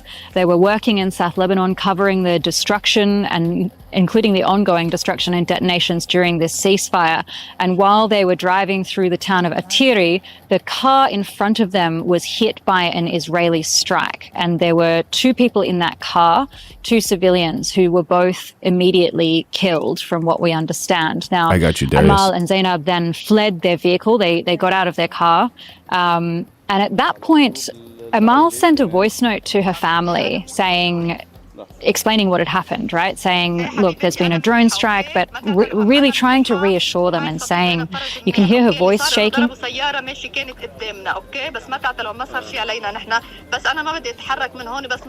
you can also hear her trying to reassure her loved ones and saying, like, I'm okay, I'm okay. But what happened after that is that they were kind of... Darius, I'm using OBS, and then I'm also using Restream.io, and yeah, got a F8N Pro, AKG C214, FX3, 12 to 24, F2.8, MacBook Pro, and streaming a lot. So yeah, if you guys want to know more about like my streaming setup and all that type of stuff and how to work it all, become a member if you want, and I can help you guys set up your own stream or do whatever you want. And make sure you all like, subscribe, turn on those notifications, going live every day of 2026, and throw in some super chats if you want, so we can bring Veronica back on the screen. We all love Veronica. Stuck. They were pinned down in this location, and they took shelter in a nearby building. So she was calling members of the civil defense who couldn't reach her because they didn't have permission through what's called the mechanism. So down here in southern Lebanon, civil defense, ambulances, and NGOs, they have to coordinate not just with the Lebanese army and Hezbollah, but also actually with the Israeli military. So they'll send a notification and say, we want to go to this village, or we need to access this location, there's people trapped. And sometimes eventually they'll respond and say, okay, received, we understand where you're going. They'll never really guarantee your safety, but they'll at least acknowledge that they've received your message. But the civil defense teams didn't have any acknowledgement, and there were ongoing Israeli strikes. So what happened is that Amal and Zainab, they were messaging and on the phone back and forth with civil defense, who were telling them, we can't get to you, but can you get to us? And so they went back towards the car to try to leave. And at that point, an Israeli drone actually dropped a grenade on them and injured Amal and damaged the car as well. And so they ran back into a different building. And again, they were taking shelter there. So that was at around sort of a bit after 3 o'clock in the afternoon by this point. And again, at that point, we've got messages back and forth between Amal and her family and civil defense, and also Mohammed Damari. Wasn't there one that just happened? she was contacting her editors at the newspaper, desperately saying, I'm stuck here, there's Israeli strikes, we can't get out, somebody please contact the UN, contact UNIFIL, contact the Israelis, like we need help getting out of here. That help didn't come.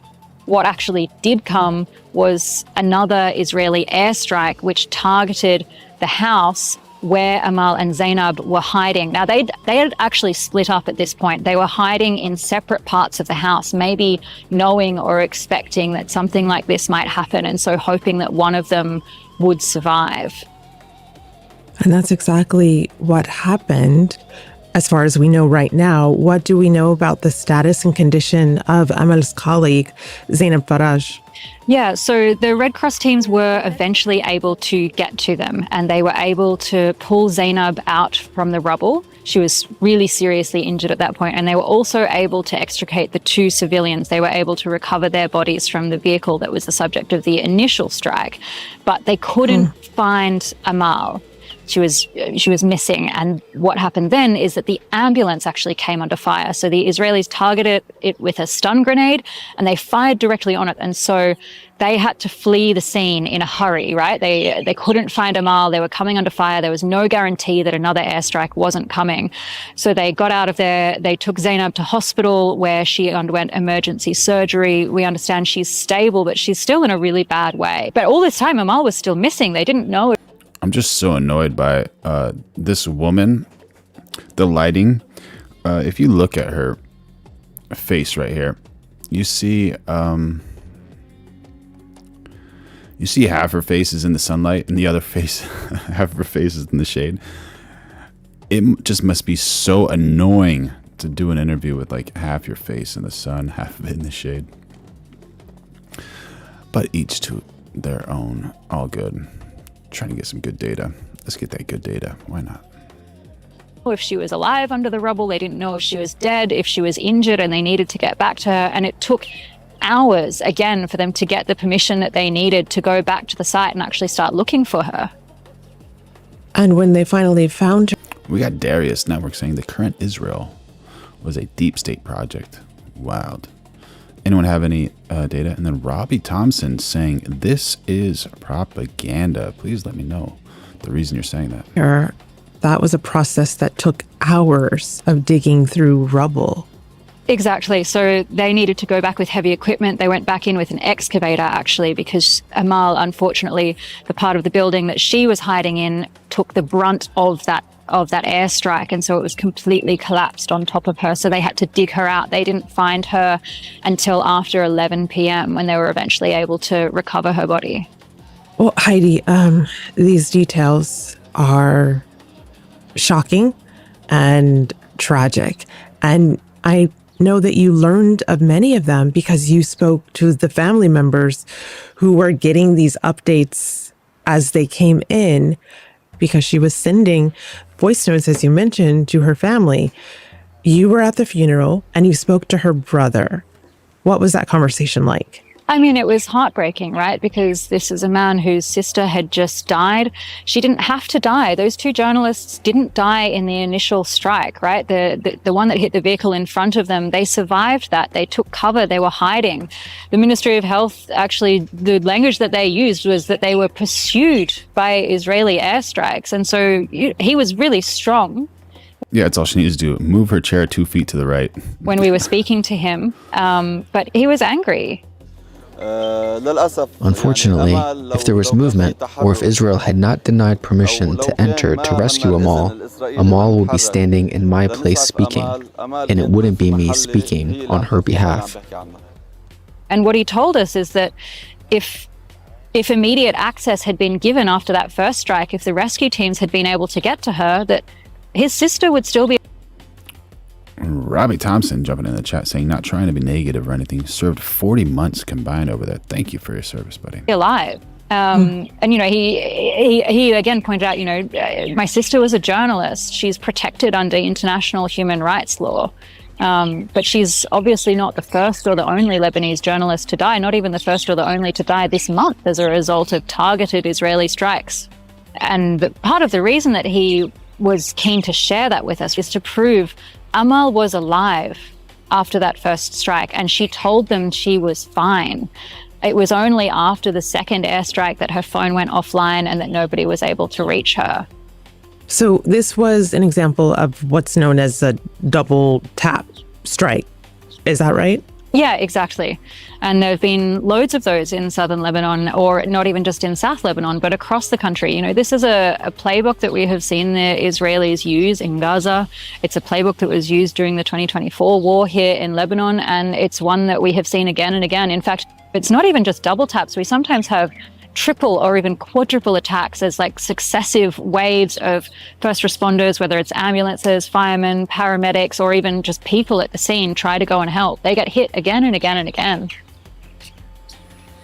Heidi, you mentioned the playbook, and another angle of this playbook that we've seen again and again, both in Gaza and in Lebanon, is these messages that come to specifically journalists, warning them or telling them that they need to leave, they need to get out of an area, or they will be killed, their families will be killed.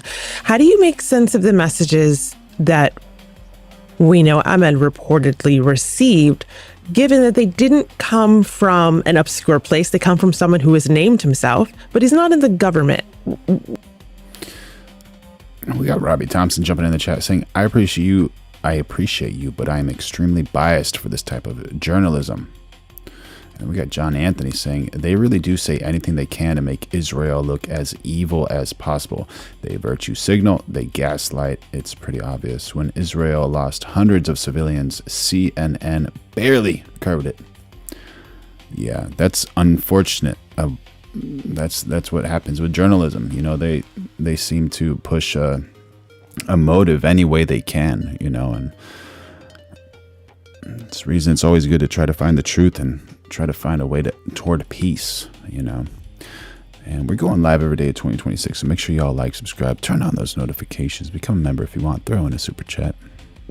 How do you square that? I mean, you're right. It is different. Sometimes journalists received messages or warnings, particularly in Gaza, that were identifiably from the Israeli military, or they seemed to be on behalf of the Israeli state. This was from a private citizen. I asked him how he got Amal's number. He wouldn't tell me. After I said, are you aware that Amal has now been... Yeah, Melting Pot 69.95. Crazy that you put yourself slap in the middle of a war and have no expectations of injury. Absolutely. When you're covering a war as a journalist, they're not supposed to hurt you, but you are in a war, you know, like that. You gotta be living on the edge to try to cover some stories over there. That's pretty wild. And it's just, you know, mistakes happen, honestly, once in a while. So very good point. Been killed in an Israeli airstrike. His response was essentially like, she had it coming. Because the attitude that he has, and that I think it's also the attitude that the Israeli military has, right, is that these journalists are aligned with Hezbollah or with Hamas. They say these kind of things with no evidence. In fact, in the last targeted strike against journalists, it was journalists from Al-Mana and Al-Mayadeen. Now, Mana and Mayadeen, yes, they are affiliated with Hezbollah, but that doesn't mean that their journalists are not civilians. It doesn't mean that they're not protected by international human rights law. They are not soldiers. They are not fighters. They're not militants. They're civilian journalists doing their jobs. But after they targeted and killed those 3 journalists, the Israeli military put out a photo, which they later had to admit was photoshopped, saying that one of them, Ali, was a member of Hezbollah's elite Radwan forces. So there's this attempt to smear journalists who are merely doing their jobs on the front lines, covering what's happening in their country, and try to associate them with armed groups when they are civilians doing their job. How has the Israeli government responded to this specific killing and the injuring of another journalist in this strike? Yeah, so we had statements from the Israeli military in the aftermath of these attacks, and they described the first attack as, as targeting what they described as terrorists. And then after it became clear that Amal had been killed and that Zainab had been injured in this second strike, they said that they don't target journalists. which when you look at the numbers of journalists who have been killed in Gaza, when you look at the pattern of attacks here in Lebanon and the number of journalists who've been killed here as well, it just doesn't really make sense. And there's been really widespread condemnation here in Lebanon as well, right? Like we had the president who came out today and described this as deliberate, consistent targeting of journalists. And he said that that was a deliberate attempt by Israel to conceal the truth of their aggression here in Lebanon.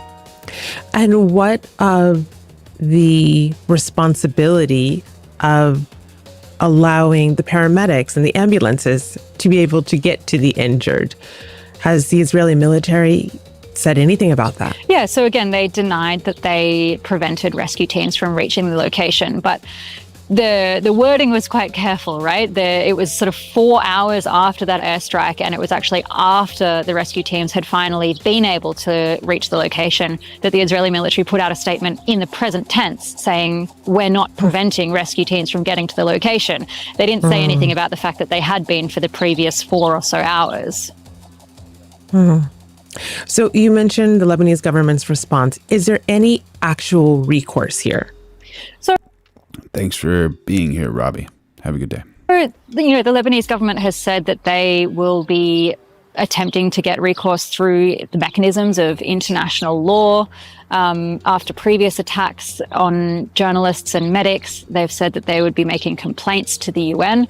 It's difficult, right? Because Israel is not a member of the International Criminal Court. And so in the way that you might normally take a country or a military leader to court for war crimes or crimes against humanity, there isn't necessarily a mechanism to do that. And so that means that there has been very little accountability, that this has continued to happen basically with impunity. The only accountability that might come is sort of international condemnation, and then whatever acts individual countries might take in response to that, whether it's stopping weapons shipments and things like that. But in terms of actual concrete mechanisms that journalists here in Lebanon could use, or indeed that the Lebanese government could use, yes, they can complain to the UN, but there aren't really that many formal mechanisms. Heidi, I hear the very idyllic, peaceful sounds of birds tweeting in the background of your shot.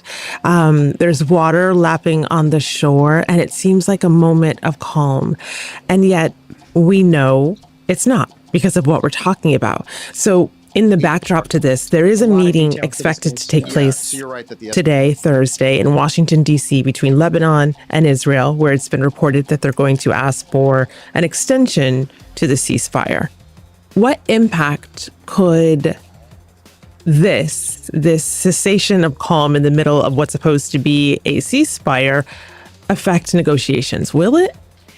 I mean, it's difficult to say, right? Because we're talking about a ceasefire, and yeah, it feels and sounds calm here at the moment, but actually all day we have been hearing the sound of explosions, which is Israel demolishing homes. The reason I sat here actually is because you can sometimes see it in the background. You see plumes of smoke along these hills behind me, and that is Israel. Oh my goodness. Oh my goodness. We got a different angle of the Trump situation. This is like from a cell phone right next to Trump, which is like pretty cool. So let's see what's happening over here.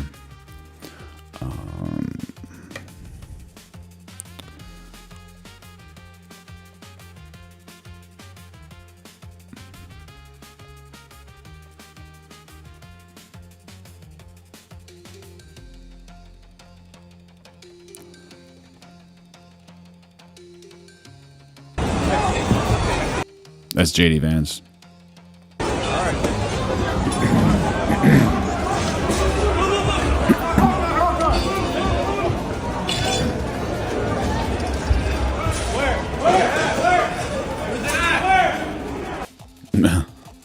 That girl's doing that stuff.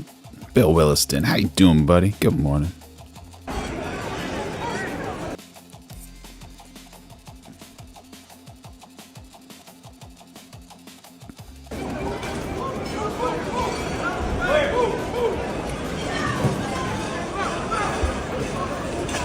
Yeah.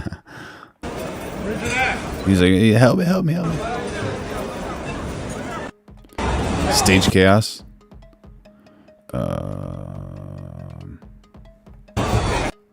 Dude, JD almost stepped on that girl's hand right there. If you watch his left foot.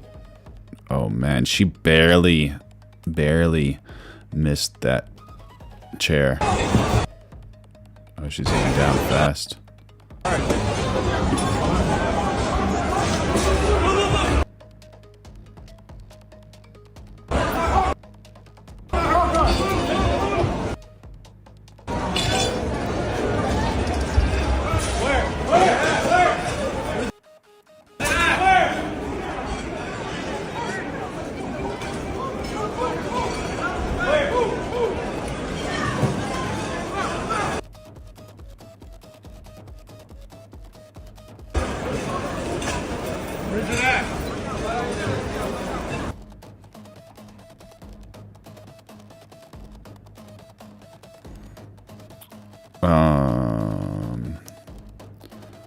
I can send it to you, Waffle Jackson, if you want it.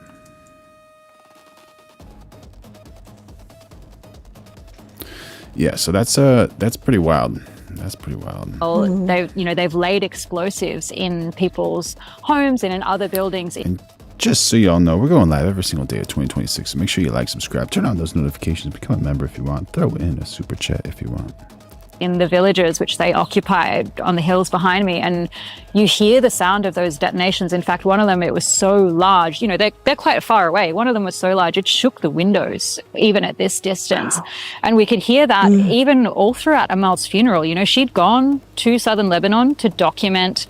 We got James Barry in the chat saying this was a wonderful theatrical performance. Whoever was the director was worth whatever they're paying them, and all the women in gowns and jewels it's the Poseidon Adventure, 1972.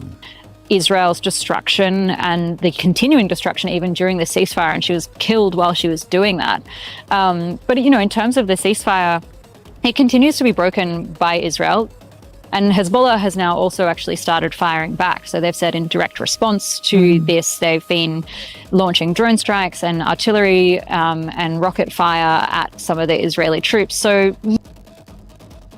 we got Chucky Baby Doll in there saying Kane is in the corner. Okay. Yes, it's a ceasefire, but it's a very uneasy, it feels very fragile, this ceasefire. And so, we've got these talks that will be happening in Washington. So they're at the ambassadorial level. So it's Lebanon's ambassador to the US, Israel's ambassador to the US, and then a couple of US officials, including Mike Huckabee, who will be present. They're not negotiations at this point. That's the meetings that are happening at this point is basically to set up negotiations down the line. And so what might come out of this is dates for future meetings.